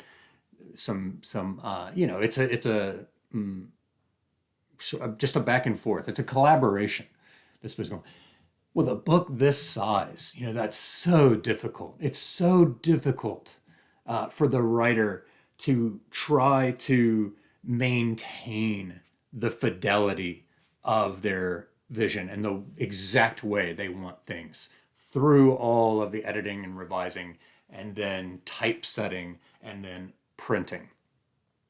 But nonetheless, when you consider all that, and then the handful of blemishes that are in here, I'm blown away. There's nothing that will do anything to damage your reading. Now, the ironic or the funny thing is, a lot of reviewers, one of their favorite go-tos for deriding a book is to say, this book needed an editor. Well, in this case, it had multiple editors. and what they usually mean is that it's just too long, or that some digression went on. But the digression is the name of the game here. It's the default. It's the default mode, and so it precludes that invective because it is itself a sort of wild celebration of digression. But what I mean is that this book, in my humble opinion, in order to be taken seriously, the editing in terms of not allowing any little mistake, any tiny little mistake, and I'm talking a period at the end of this sentence and then the omission of a space before the next sentence starts. Okay? I think that happens once in here, once or twice. But any little mistake like that, I think with a book like this, is so crucial to the contract between writer and reader. When you present a book like this, you're basically saying, hey, reader, I have something urgent and important, yet complex and expansive that I want to say. And I really, really want you to listen closely and kind of like give over a lot of your time to me. I think that when you engage in a contract like that, editing becomes even more important, because if you come out of the gate and it's just a slop fest, your reader's gone. You're like, okay, clearly this person isn't as intelligent as they think they are. Or this thing is so poorly written, this is basically a self-published piece of garbage, right? I mean, this is just how it is. You almost, for this type of book, I feel like you as the writer have to go above and beyond. And with 1,200 pages, no less, all the way through the entire process of bringing the book to the public in order to establish that firm ethos. Yeah. So in the end, I remain in awe. All right, finally, let's lean into the topic of thought and language, which is a big deal here. And I can't help, again, I've got the tunnel on the brain. I've got tunnel vision. But I can't help but see how thoughts on thought and language from the tunnel coincide with some thoughts presented here.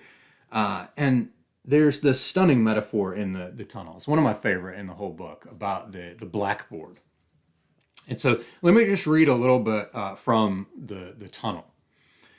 The chalk wears out its life against the board, and its dusty powder is pressed into the packing of the eraser, only to be buffeted loose in a bash of clapping and carried off by a dispersing breeze.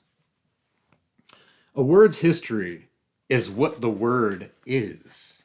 Its future, an incrustation like a cloak of bark, and lurking beneath its present use, holding it up into the light of nowadays, is the Hercules of all it's been. For if you are a little cloud of clapped dust, though you were to know that the matter you are made of is eternal, it helps you not at all, as a cloud already dissipating, as a cloud does, to continue to exist. No, you must somehow entrance the eye of your creator, be realized and remembered in a mind, be, indeed, a pesky cloud about to blow back over your clapper's hands and arms and hair. And hence into the memory of a retreating step, a sneeze, a fanning of the hand, into a memory to which its link with language may one day bring you back. To be the dust of a few wiped away words, returning to the nowhere from whence they came, to be the residue of all such words, written where writing is fugitive, to be the ash of speech itself, the fate of whatever's said. With this, I see a synthesis of Plato and Berkeley and Wittgenstein, where there's a world of thought forms that can only be accessed through a sort of Kantian metaphysical isthmus of language. And once it is thus cloaked in language, it can only be given life within a mind. And I'm thinking of Berkeley's God, who sees the tree fall in a wood, and therefore the tree exists because it exists in the mind of God. The Gaussian blackboard metaphor came to mind a lot while reading Invidicum, and I kept seeing thoughts as these sort of nascent bubbles quickening forth from that formalist / idealist world, that transcendental idealist world, because of a human agency / mind willing it forth. And the thoughts then, once cloaked in language and taken on within the host of a human mind, gets sort of downgraded from that Platonic world into our human reality. Language is the only tool we have to access that world. Even if that language is gibberish, like glossolalia.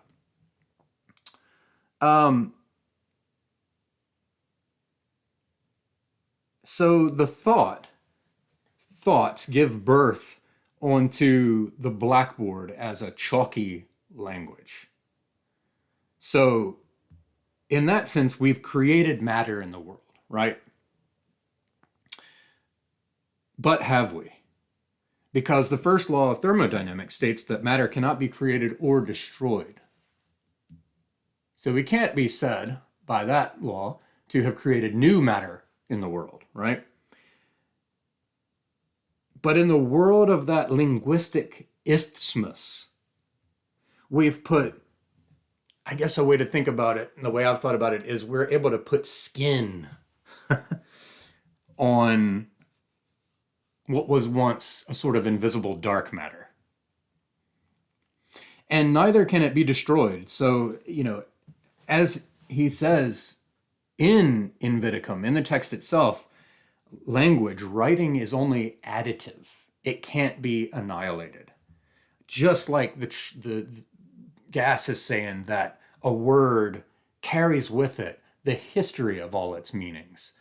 The thought that was put on the whiteboard and then erased and then taken out and clapped together and into dust, it's never annihilated. It's only additive. But in order for its accessibility to remain and spread from mind to mind like a virus, like Richard Dawkins's conception of the meme, it must will itself into a host. And this is precisely where I see Invidicum / the master, that intrusion of eloquence, as you'll come to see in Invidicum. They are language-wrapped thoughts attaching themselves to minds in order to avoid annihilation. But of course, as we'll come to see in the book, the drug wants more than just the mind as a vehicle. And that's when things get really interesting. All right, so now I'm just going to do a ramble through my select Marginalia. And we are going to start with red tabs, which signal thematic elements. So one of the first fun words we get on the first page, which is page 11, is haxeity. And that is the thisness of a thing, the uniqueness of a thing. And haxeity really becomes important as we move forward in the text and start to discern what's happening with the characters and with the drug and so on. And I believe that it is haxeity that what makes a thing unique and individual. I think that haxeity is what is most threatened by the absence of envy.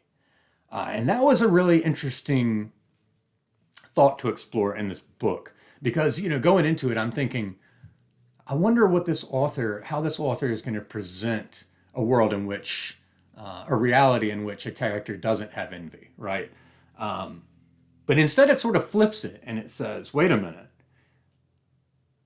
Envy, sickness, illness, the things we seek to rid ourselves of may be the very things that make us unique, that preserve our haxeity.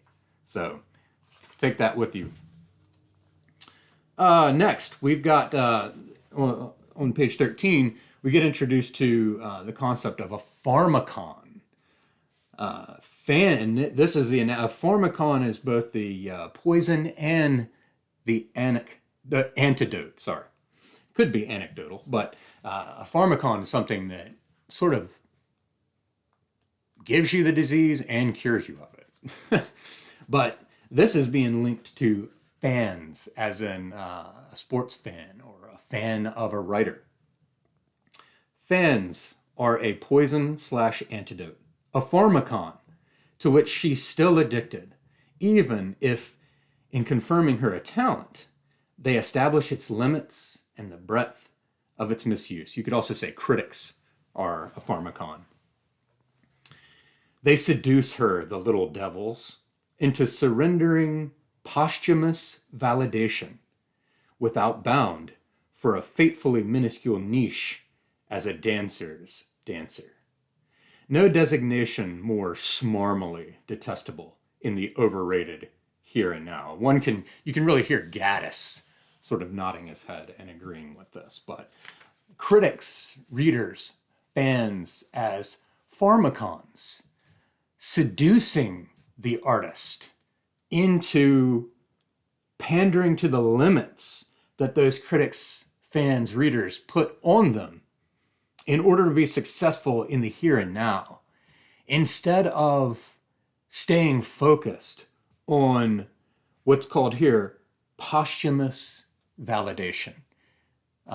Another way to think about that is the validation that will come for the hunger artist long after the expired body is interred.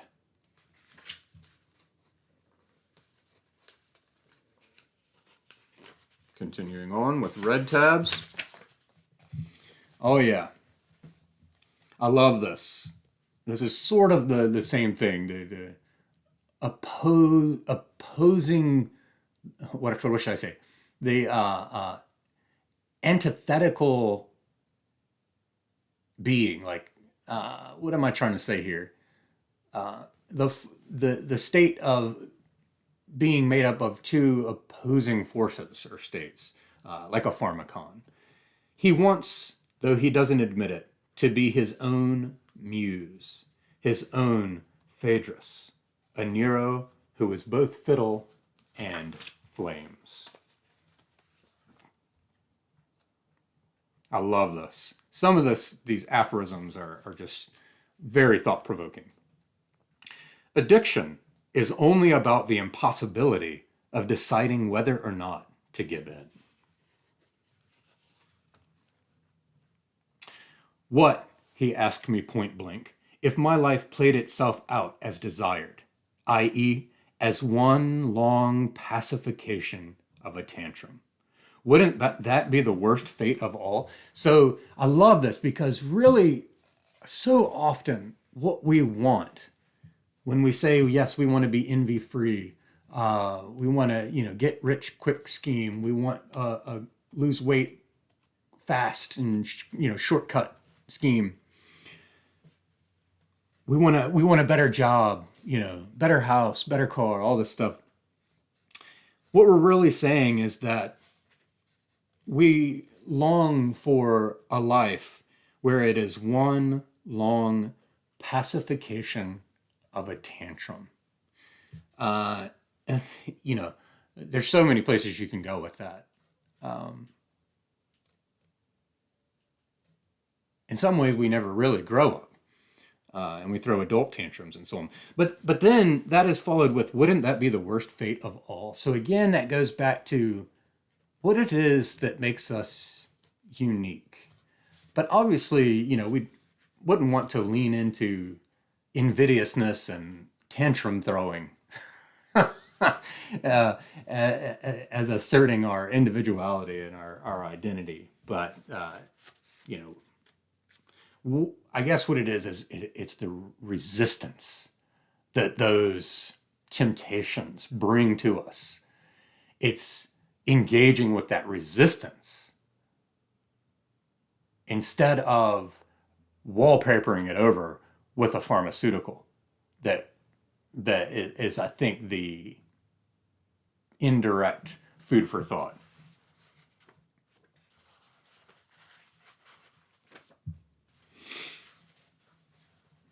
What we got here? Oh yeah, this is important. The notion of words as having ethnicity.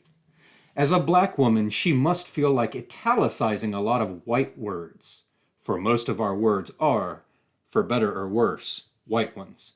But in italics, they burn a lot less, and you can handle them creatively.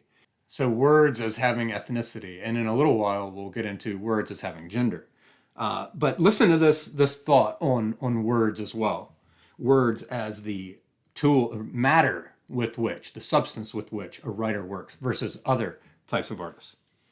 No matter that while composers, choreographers, painters, sculptors had a special language, a protected language, no matter that what she wielded to create her mansion was at the same time the very waste product with which she regularly besmirched herself, say, to make her complaint in the supermarket understood by the assistant manager. So, yeah, this is the thought that writing is the only art where the materials or the tools, that is, words, are also everyday products that we all use.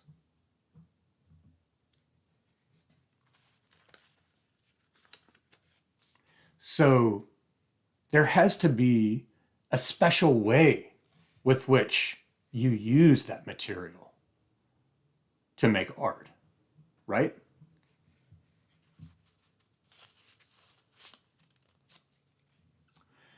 Words are parasites, and once they get a whiff of his anguish, it becomes the engine of their own ever-expanding flow in directions he never dreamed he could want to go.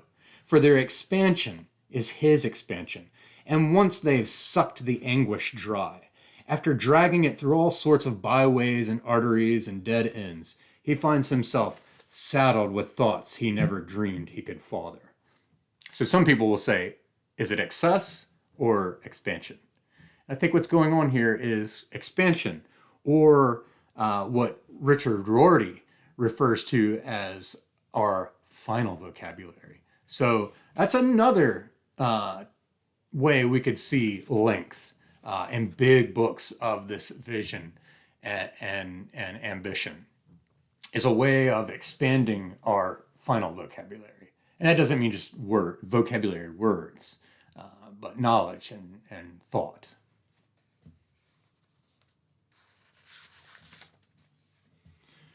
The writing down's both a remedy against not remembering and a solidified poison that gets in the way of the only remembering worth the effort.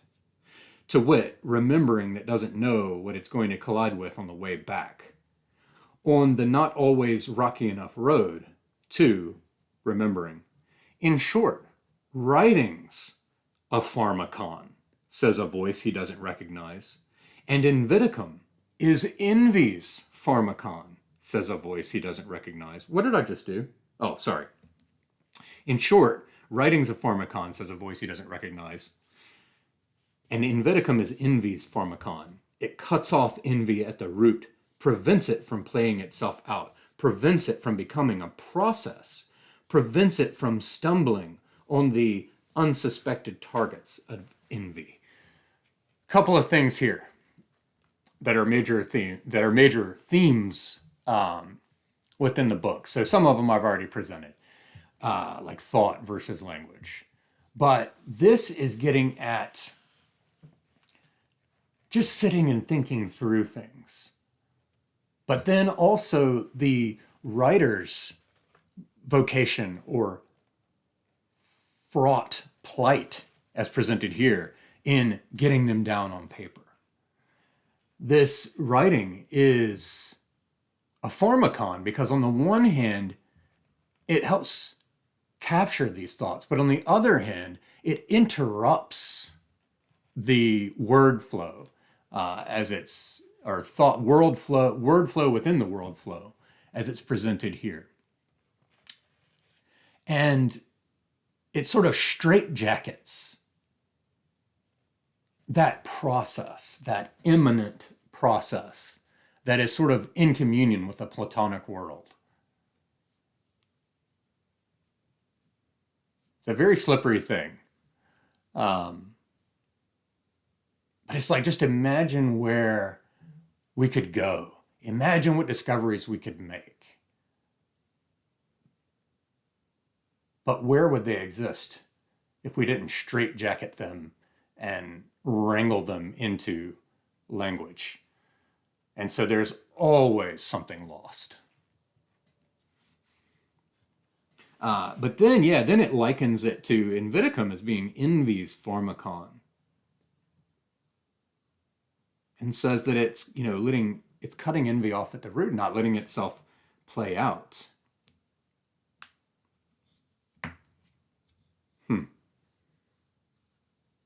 Yeah, I'm starting to have more thoughts about this book that I haven't had before right now. But I won't try to present them to you half-baked. There is a lot going on in this text.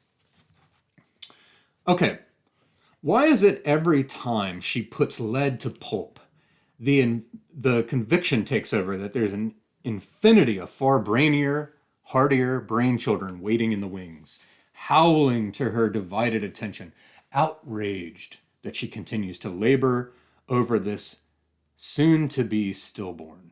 Wow, that stunningly captures what it is like for so many people when they sit down and try to write. This is Melanchthon Herbert. She's an aspiring writer, and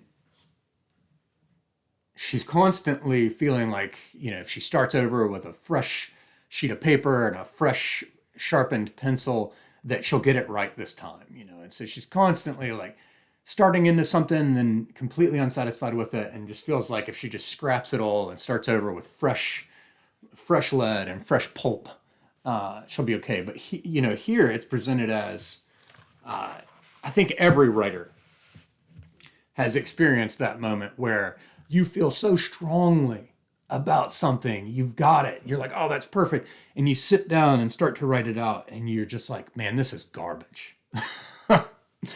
It is so hard to muscle through.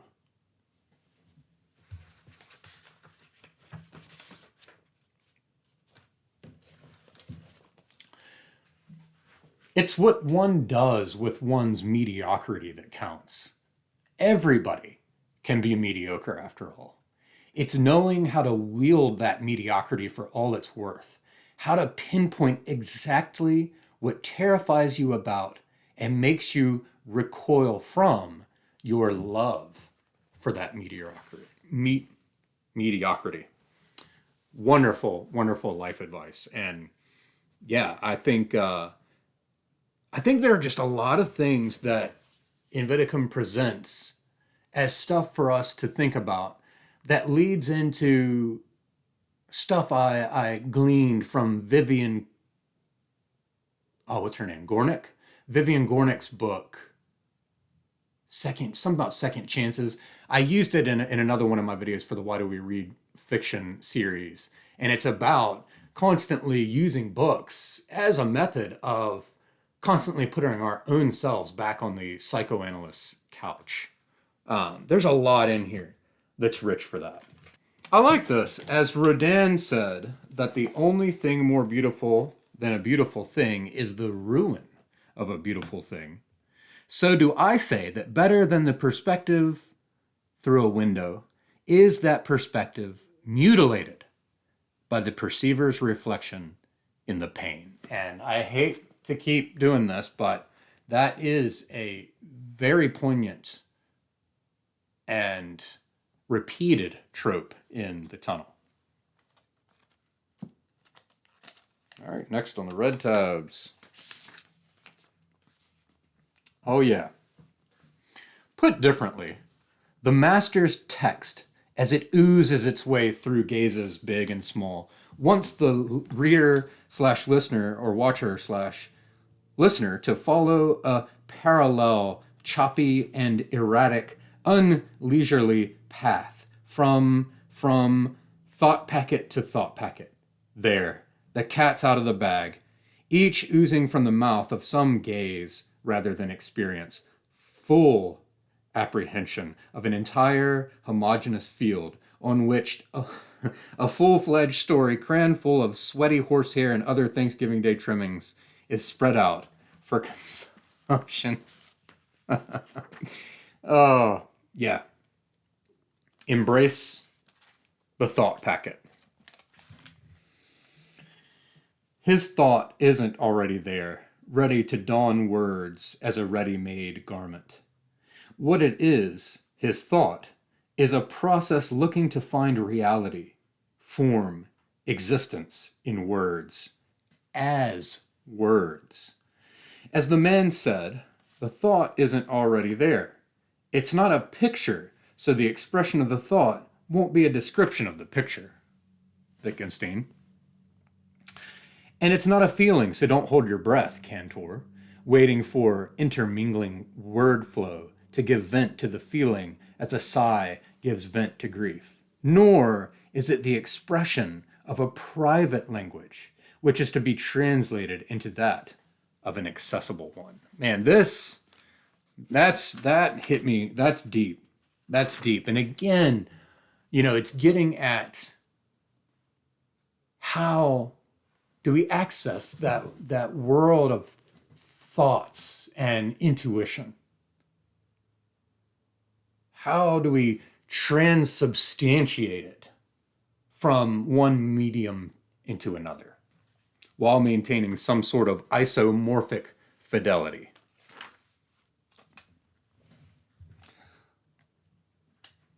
Thing is, he wasn't real, and he knew it, and prized that he knew. Had never felt real, would never be real. Didn't, if you must know, want to be real. Didn't care to make his own acquaintance as a real. Didn't want to be sculpted into boundedness, for boundedness in all shapes and sizes just cried out for annihilation. So again, this thought that, this concept, this idea that if something is born, if we think of something written down as a timeless, eternal, infinite, immortal thought, then being birthed into the straitjacket of language. If something is born, then it will die. Something being born, shaped into something ephemeral, is being guaranteed annihilation. So language is that birthing into life. And, I think it was about this point with this idea here, page 531, that I really started thinking about Gass's chalkboard. Oh, this is good. I'm always up for ideas, thoughts on vocation versus work, or the idea of a vocation versus a hobby or a job. For how would a man, a substance, like the master, who's never sleepwalked through a projectless, a true workless day in his life, go about sending out into the world a being devoid of his most essential attribute, vocation, or any of the others, i.e., a being that isn't just another piglet roasting on the spit of his self-love?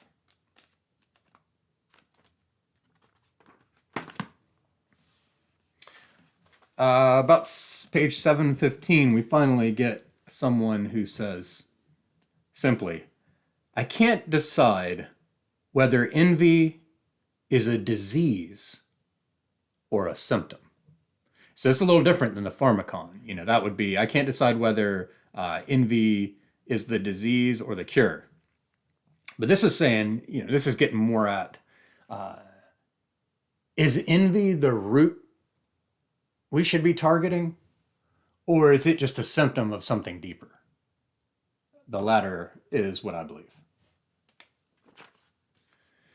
Here we are, the last of the red tabs. Envy's a diehard, a wound that craves no suture. Envy, then, unlike gluttony, sloth, and company, the other sins, isn't yoked to an unwieldy referent bloated with particulars. It's its own referent. Envy is in fact the best-selling authoress of How to Be Your Own Best Referent. He says that he makes up this, or twists this name of a publishing company and calls it Simple Simon and Shoe Store. Not to mention the gray eminence behind the 6-part miniseries of the same name. I just love the cheekiness. All right, so those are the red tabs. Now, let me take a bathroom break and then we'll talk about some green tabs, which are getting into the writing. All right, I'm back. We're going through the green tabs. This is the writing. All right. Yeah, so right on the first page gives you a sense of this prose, okay, and the way that Brodsky thinks. I love this. The shadows pissed by lampposts, parking meters, working stiffs, ginkgo tentacles have an axiomatic clarity. Such would be their shape in a world free of sandbagging contingency.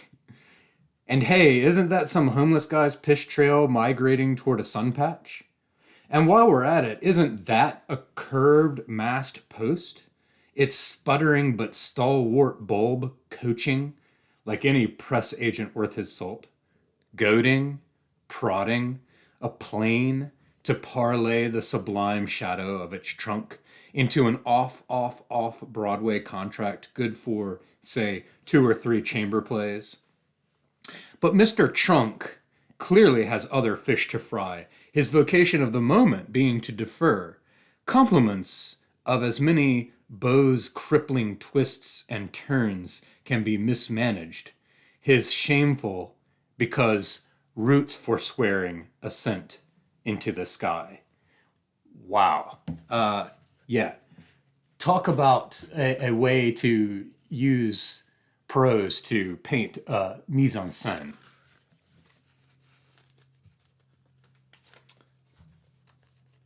I love this, and I might have to like display this on the screen, but this is very simple, but it really shows what an astute observer of spoken English Brodsky is. But it says, it's quoting someone saying, but one day I too will be an old fart. So one day I, comma, two, comma, and then a contraction and the LL. So that two, that appositive two that's set off by commas splits the contraction of I will. And it looks jarring. It looks weird written down. But when you say it, just naturally the way that most of us would say it, this is exactly how it would be rendered if it were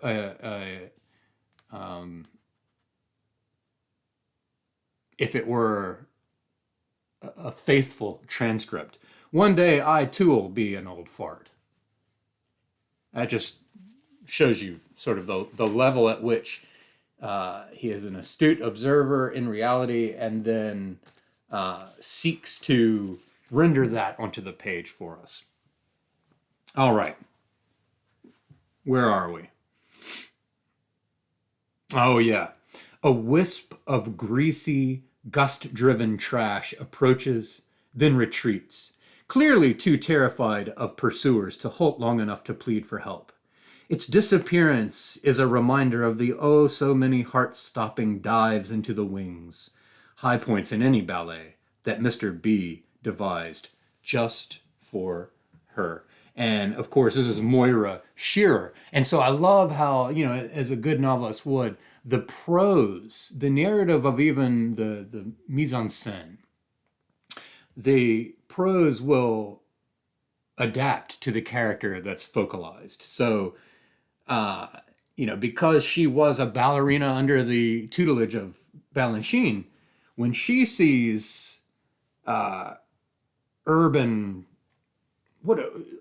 cyclones is what I've always called them. But, when you start seeing like a bunch of leaves and trash over in a corner start to swirl into a little cyclone, when she sees it through the analogy of ballet.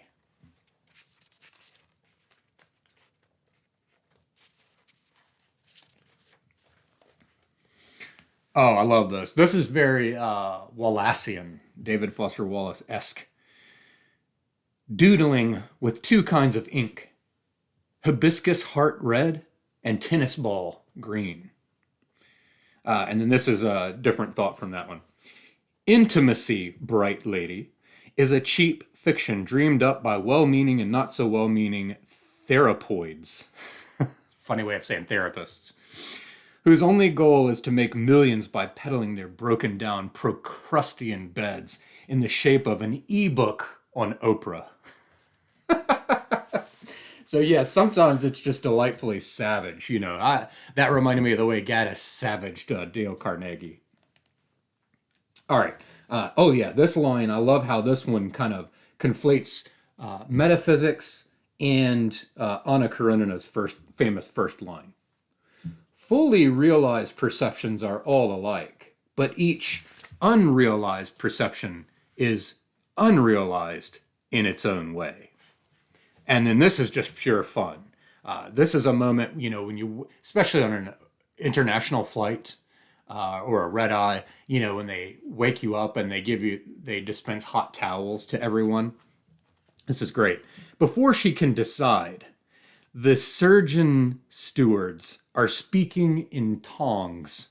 The hot towel reminds her that at least she has hands and a face. But first of all, they're referred to as surgeon stewards, a hyphenization, and they're speaking in tongues. She's handing out the hot towels. It's fun. You know, the book is fun. For all of its weight and heft, it's fun. All right, this is great. And on these two pages, 446 and 447, we really get into the idiosyncratic play of syntax and dissonant chorality and the multiplicity of narrators and focalized characters. But I think this is when we first get the concept of the paragraph break being called a Rubicon, or rather the crossing of a Rubicon, as if it's this arduous, heroic feat that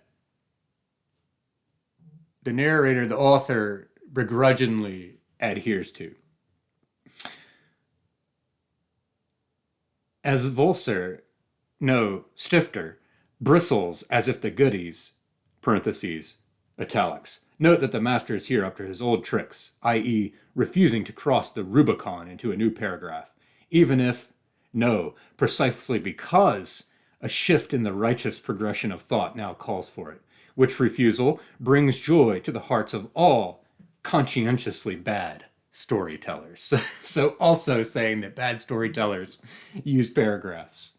All right, and then on the next page, again, in the first sentence of a new paragraph, parenthetically and italicized, we get, hooray, the Rubicon has been crossed unexceptionably at last, i.e., at an appropriate bend of its current, which unexceptionability in full regalia fills the prissy hearts of all conscientiously fine storytellers with even prissier joy. I'm sorry. Maybe I'm just juvenile enough to appreciate a book like this. Oh, here we go. This is a great little sentence. So what if in this case the gun is a son? S-O-N. So what, just as long as, having been introduced dutifully in the dark ages of the 15th act, it, goes off, even more dutifully, in the enlightening next to last. And enlightening is capitalized as is dark ages. So in this one thing, we get an allusion to Chekhov's gun, which says if you introduce a gun, it has to go off by Act 3 or something like that. Plus, they conflated with history, progressing from the Dark Ages into the Enlightenment. And then the progression of the plot itself. Just wonderfully wrought. All right. Next, in the green tabs.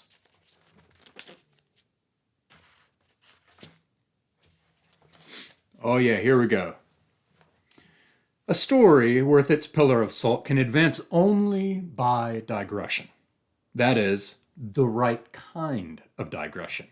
The kind that ultimately doubles back, prodigal son-like, as if by sheer accident, on what has been so rudely digressed from, but at an angle nobody, not even the self-proclaimed most smart-alecky among them, could ever in a million years have imagined negotiable. So I like that prodigal son-like, because it's saying that the best digression is one where the prodigal son, of course, goes and lavishly lives and spends all the money and, just immerses himself in material desires and so on, but then ultimately comes back into the fold.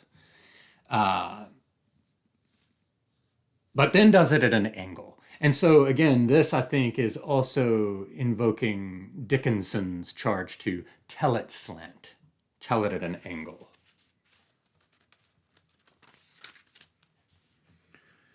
And then again, it refers to Invidicums, in parentheses, referring to this book itself. And the author of Invidicum is also invoked in a footnote. But it says, back in Invidicum's dark ages, when pages with numbers in the single digits roamed the earth. I love that. The author is clearly just so hyper self-aware. And that is brought into the book itself. The book itself is imbued with the author's imprint, such that the book becomes highly self-aware. And by the time you read this is page 925, and it does seem that entire epochs have passed while reading this book. And another way to say it is that the reading of the book is a living of a whole life. Well, not even a life. It's like reading this book is like reading or existing through a whole period of history, from the Dark Ages through the Enlightenment into the here and now. Okay, I told you, earlier when we were talking about how words get ethnicity in this book. Here we get a gendering not only of words, which is nothing new for Romance languages, say, but a gendering of syntax. And this is very pertinent to a point I'll bring up towards the end of this video. But within parentheses, we get this. Parentheses are suppressive, chatty, coy, M-dash, feminine, while M-dashes are to the point. And then we get an M-dash, masculine. Herbert realizes in a flash. Oh, yeah. Oh, by the way, in Damien Searles's book, The Philosophy of Translation, there's a comment on M-dashes, and stemming from the German word for an M-dash, which I cannot remember, and the concept built into German that the M-dash is like a pause for thinking. And I think you'll find that really instructive with Invidicum. Oh, this is so great. Wow. I don't even know if I want to share that. I think I'm going to save that for you to experience on your own. I don't want to spoil some things. Okay, here we go. Here we go. Oh my goodness. You know what? I'm leaving that too. Forgive me, but I got to leave that. Oh, this is great. About the boss's healthcare bill, the big scam, in anti-plan, told by an idiot, crammed full of sound bites and donor fury. Oh, what a great use of Hamlet. And of course, as Faulkner uses, of Shakespeare in Hamlet, and of course how Faulkner uses it for the Sound and the Fury. All right, where are we now? So we're going with blue tabs, and this is about the narrator, the author, all the meta stuff. And I'll try not to get too down in the weeds on this, but that's difficult. At one point, pretty early on, you get introduced to the fact that there is an entity, a narrator, a master, who intrudes upon the character's thoughts. But just that continues to get played with. Nay, it was his homage, parentheses, or is this verbal contortion yet another eternal calling card of Melanctha's he, capital He? By now, Melanctha refers to it as he with a capital H, others the master, so on. She confesses that her first impulse was to keep on walking. The month was cruelest April, and the starless night unseasonably warm. So, of course, we get that T.S. Eliot's April is the cruelest month, as he said it.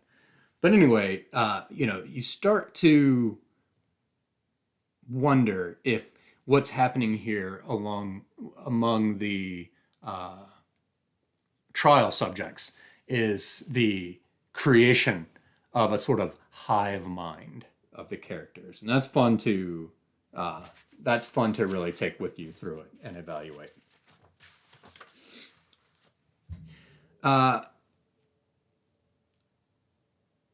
Here, I have to give some context, but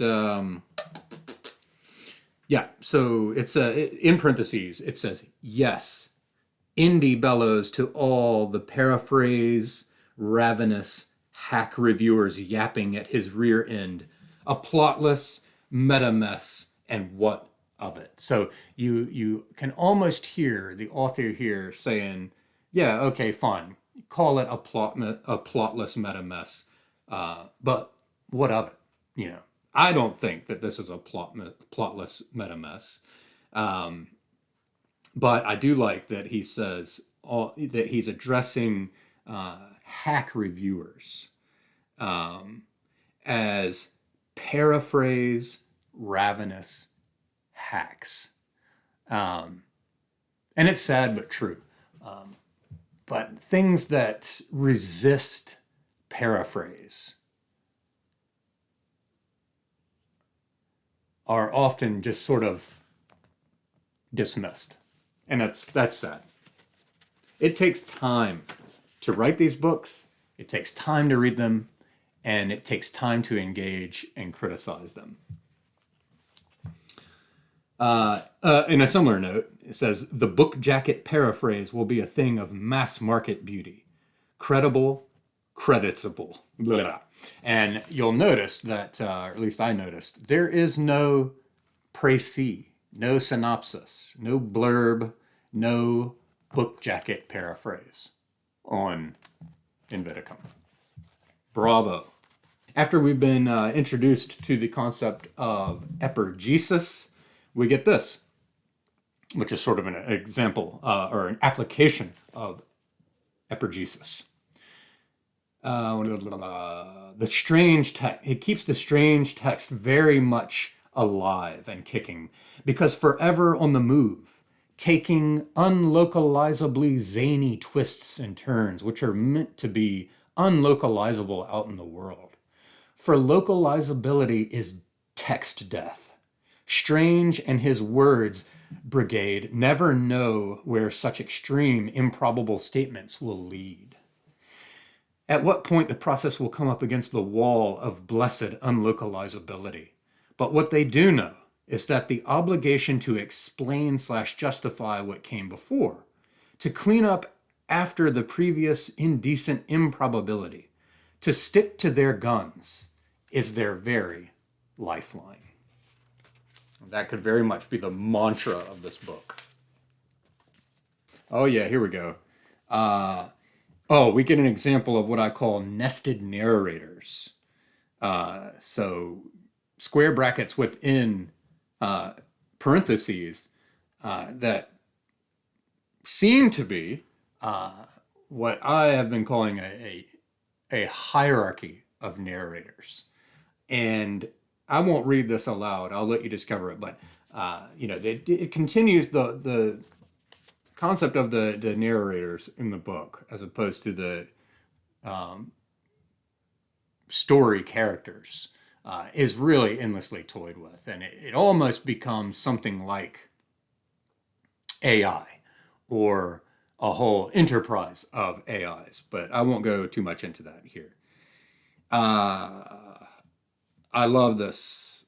There's a word that's used here on page 364, and then in parentheses it says, "Do not de-stet, dear copy editor, on pain of death." And so it's basically saying, hey, I want this word to be used. I like that it uses the actual vocabulary of editing. Stet, S-T-E-T, saying, leave this in.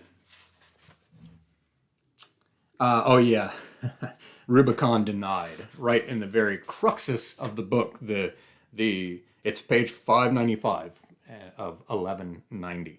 So it's a Rubicon in and of itself. Okay, here we go.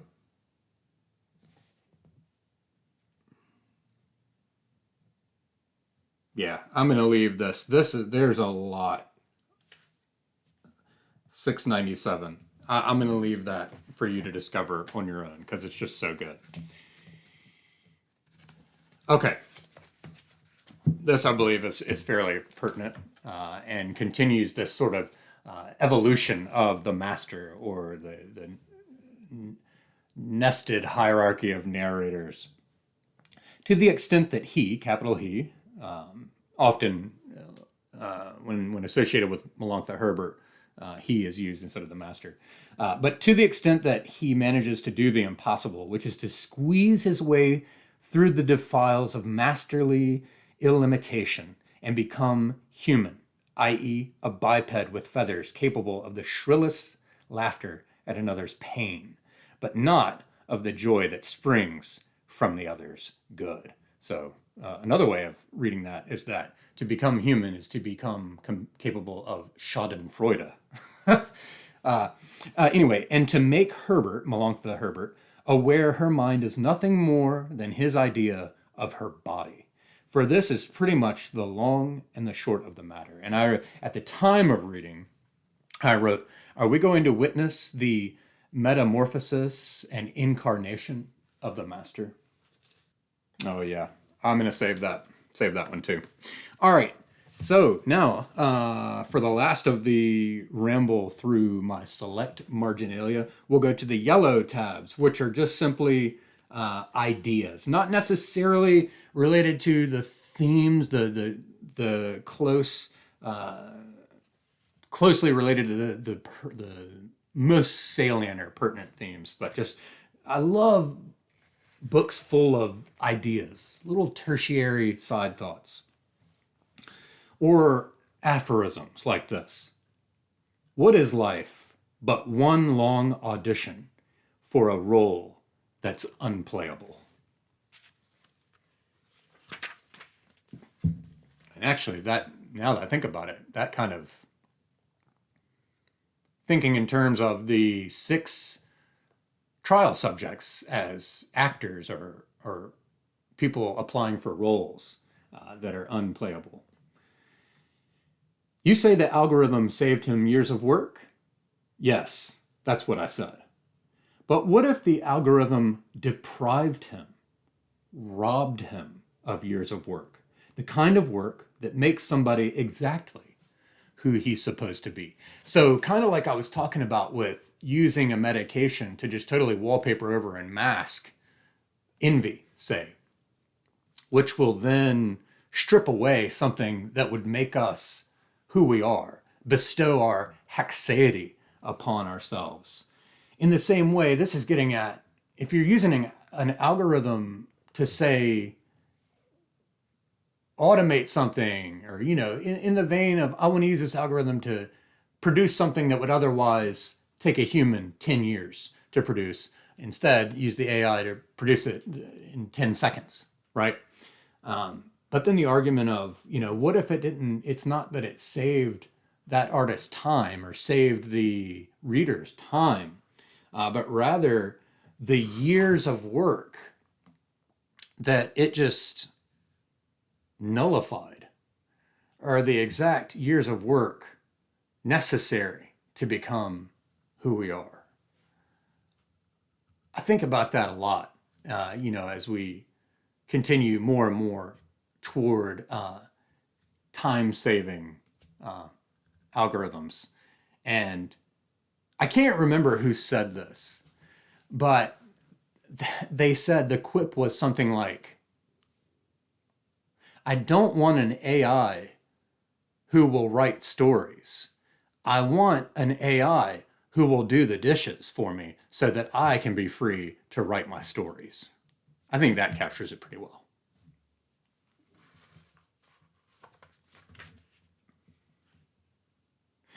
This I just thought was cool. It says, remember your Shakespeare. There is a world elsewhere. I just thought that was cool because I have been using that Shakespearean quote for years. Every time I put an out of office reply on my work email, there is a world elsewhere. Big Other has just forced him to undergo a paragraph break in the text of his thinking. No better form of retaliation. But for what? Nothing so mutilating as the division into parts of what should be one big indivisible.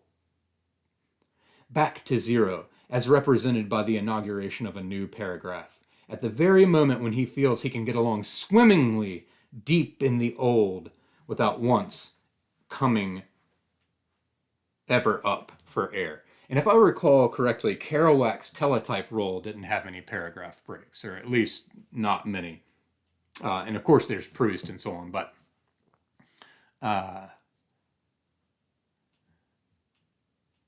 yeah, I think it shows that, I think there is a part of Brodsky that if he could have it his way, there would be no paragraph breaks and there would be no chapter divisions. I'm just guessing, at least for this meta-narrator. That's definitely the way. And I think it's because that would even better represent or come closer to representing in prose a preservation of higher fidelity of that immanent world that I've been talking about. And I think, that's why, like with Jack Kerouac, of course, he's, hopped up on Benzedrine tablets and pounding out on the road in like 2 weeks or whatever on that teletype roll. The whole point for him was to do that sort of brain dump. And in order to do that, he had to dispense with the niceties that we've come to expect and that were imposed later by an editor. Anyway, okay, this is savage and hilarious. When a literary hack doesn't know what to do with a word, he italicizes it. And when that doesn't do the trick, well, then he has no choice but to win the Pulitzer. Man, that's funny. And what, when you get right down to it, is genius after all, but a perfectly timed recoil from the response to any stimulus that is most appropriate to one's nature. This is actually fairly profound. They both knew life, and a fortiori, ballet, is all about support, or the lack thereof, and about nothing else. In particular, all about asking for support when you least need it, not asking when you most need it, having it offered and rejecting it brutally, and, on the rarest of occasions, having it offered when you least need it, and yet being so touched by the author as to end up accepting it graciously, so touched as to end up needing the support as never before, so touched as to end up learning, ravenously, to love needing it. What a wonderful mapping of ballet onto life and achieving a sort of deep wisdom. This is in a footnote here. And this gets at what I referred to earlier as the misnomer of realism And then the writer, this presents the writer as a sort of mercenary. I love this. What does such suturing serve to prove except that the story in question isn't a mirror held delicately, ethically, proudly up to nature, but rather a perishable fabric of deviously calculated triumphs over inconsistency, that hobgoblin of mercenary minds. Life is nothing but unfinished business. No form of world flow violence can compare, so why bother, with the violence of word flow. Another way of saying that is the pen is mightier than the sword.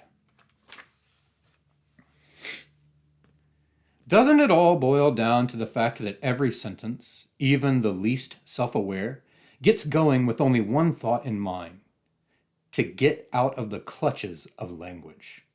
You can fight language only with language, and the sentence has got to believe that if it goes on long enough, then language will be left far behind. All right, welcome to the conclusion of my video on Invidicum. Like I said earlier, I think the big question with a book like this is it worth my time? Look, there's no hiding the fact that this will take you an exorbitant amount of time and focus and energy to read. And the whole time you're reading it, you will become more and more acutely aware of all the other books that are screaming at you for attention. Distractions will battle for your time, and they will interrupt the time that you will realize is so crucial to reading this book and staying in it every single day, to the point where if you have a day where you can only muster like 1 or 2 pages, it will chafe you raw, and you will want to give up and say, my life is such, I can't read a book like this. But the truth is that you can. It just requires a lot more time and effort than a lot of books. So again, all of that comes back to, is it worth my time? Is it worth denying all of the other stuff I will do, all of the other books I will read for months of my life? To answer that question, you of course have to back up and say, what makes a book worth my time? And I think it's a wonderful exercise that every reader should undertake, and you should undertake it, every 5 years or so, maybe every few years, because you'll change as a reader and your tastes will change. But I think it's important, to know to really think through what makes a book worth your time, and that will really help you to not waste your time. If your rubric looks one way, that will kind of help guide you to the books you should be reading. I also think you should take chances here and there, of course, and always challenge your rubric. But in any case, this is my definition of what, for me, makes a book worth my time, makes reading Invidicum for months of my life and not getting around to much else worth it. First, it presents an unconventional design that I get to discover and consider against the other parts of the book. So that goes back to my analogy of the photo-mosaic. 2, it takes on the large, mostly unanswerable questions of life. That could be, for example, thought and language. 3, it is packed with an all-you-can-eat cultural buffet. Look, I'm just a sucker for it. If you're going to allude to all kinds of poems and writers, and I'm here for it, man. That could also be akin to what I called the crossword novel in my Against the Day video. It engages in clever wordplay and records the author's awareness of the isthmus between thought and language. In other words, the text itself kind of captures the process of writing. Next, it enthusiastically presents topics with which I'm unfamiliar. In the case of Invidicum, that would be ballet. Next, it evokes the heuristic impulse within me. That is, it causes me to engage in a sort of search, or maybe searches on multiple levels. It evokes the ludic impulse within me. That is, it causes me to engage in a sort of game or puzzle solving. Again, going back to the crossword novel, but also the ludic dimension, like I talked about in one of my videos again with the Why Do We Read Fiction series, coming from Kalinescu's book on rereading, and talking a lot about books like Nabokov, Pale Fire, and books like that. This has a phenomenal ludic impulse, and I'll get at one here to end the video in just a moment. Next, the book complicates the expression of who we are. Next, it has something urgent to say, but doesn't say it urgently. It constantly upends my matrix of expectations throughout the reading.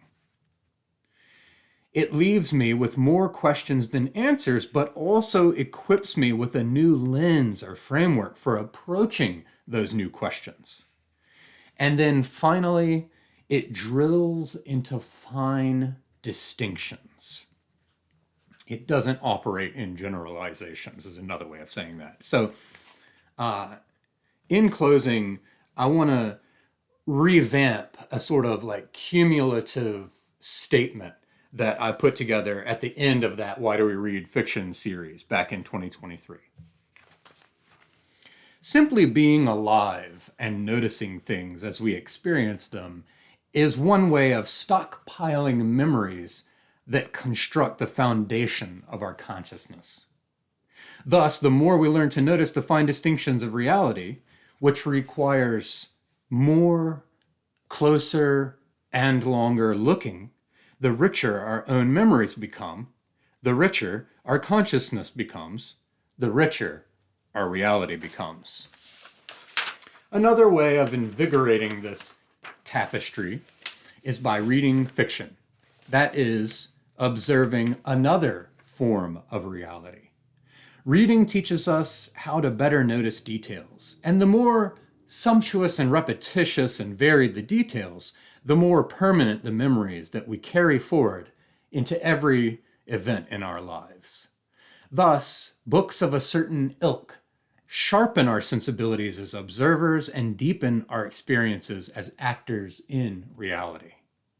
Great literature does not merely describe people and things and actions. It adds the aesthetic dimensions of structure and language necessary to make its information stand out from reality and cause a lasting rupture in our minds. Fiction can enchant reality, and thus writers and readers can use fiction to constantly enlarge enchanted reality's imprint on us and our imprint on reality. Invidicum offers an opportunity like no other to counterculturally slow down, concentrate, and engage in a dedicated, long-term commitment that promises lasting, though perhaps immaterial, gains. All right, and so lastly, what I want to do is go to the very last page, and I just want to assert my interpretation of something that I could only do once I had read through all the constituent parts of the photo-mosaic and then stepped back and seen the photo-mosaic as a whole. And if you haven't read the book, go ahead and stop the video.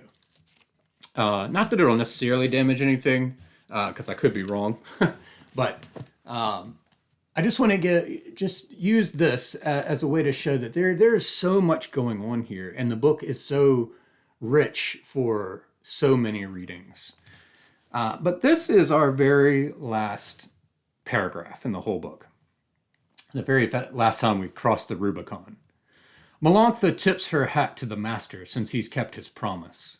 Enormous changes have been imposed on the unsuspecting. For starters, he's just proved that it's never too late for a seventh-rate dinner theater storyteller manqué to overcome his morbid aversion to a happy ending, even if the ending in question bears none of the usual scars, much less the usual earmarks of happiness, and even if the proxy he's put in place to set the tired old wheels of fortune in motion isn't exactly a natural. Parentheses. In this case, for the superficially daunting role of late blooming, M dash, and late forgiving, M dash, patriarch, close parenthesis. And that's it. What I think is so interesting here is how this ties in so many little things that are given to us throughout the book. And to tie all of this together, the paragraph begins with the focalization on Melanchthon Herbert, right? But then the very last word of the paragraph, it refers to a patriarch. So that's interesting, right? Furthermore, as I pointed out earlier, Brodsky has classified parentheses as feminine and M dashes as masculine. So, in this way, and we're referring to a proxy here, and at first I wondered, who is this proxy? Is it Melanchthon? Is it the master? Is it Brodsky? Is it the book? And in the end, I think that the proxy is this book. And I think the seventh-rate dinner theater storyteller manqué is the patriarch and thus the master. This was my thinking, right? But then the more I noodled on this and the more I thought about Brodsky having stated that parentheses are feminine, M dash is masculine, and having stated that back when the focalization at that time was also Melanchthon, that together with, let's see, back on page,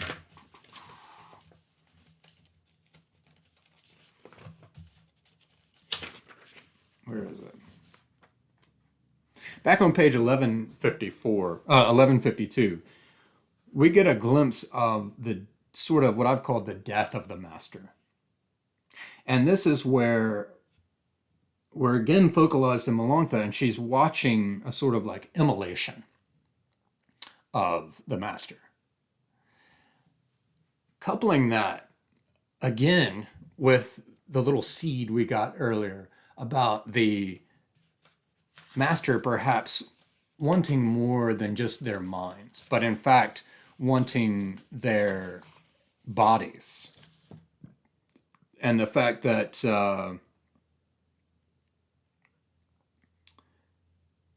it seemed that we were tending towards the master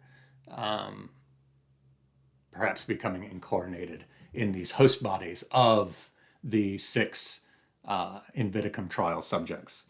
And then during this immolation, it says, in parentheses, by the way, which are feminine, the master, for the moment a prisoner of parentheses, is ordered by his master to assure her this is no rebuke.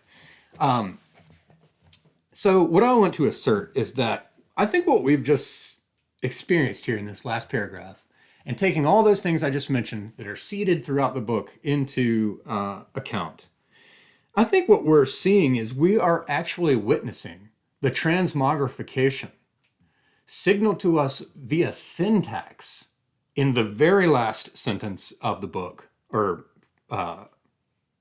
partial sentence.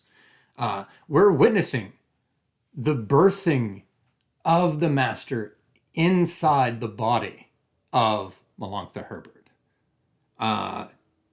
Patriarch appears on the other side of those M dashes within the parentheses. You could even say that this is Melanchthon's womb, these feminized parentheses. But the proxy then becomes Melanchthon. And again, that makes sense to me because it says that it refers to the proxy as being not exactly a natural. And we've seen that she's not exactly a natural storyteller or writer. She's trying to become one. And it is through her writing and her storytelling, even though she's not a natural, the master's master, who is the natural storyteller, perhaps the storyteller, writer par excellence, Henry James, whose epithet is the master. But in any case, the proxy has become Melanchthon, the proxy for the master who keeps intruding upon their thoughts and minds to inhabit their host body, is Melanchthon.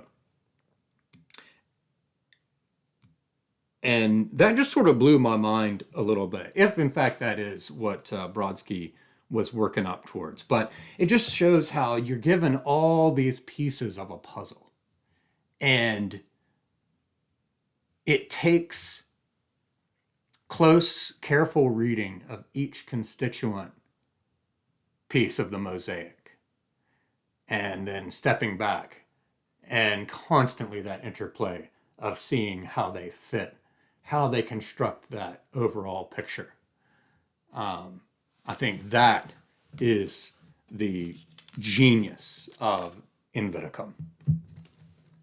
So, for anybody who's watched this whole video, thanks for hanging out with me. I know it was pretty long-winded, and I probably said about, I don't know, 15% of what I would really like to say about it. So, just a phenomenal book, and I'm thrilled that my January selection was given over to Invidicum by Michael Brodsky, out from Tough Poets Press.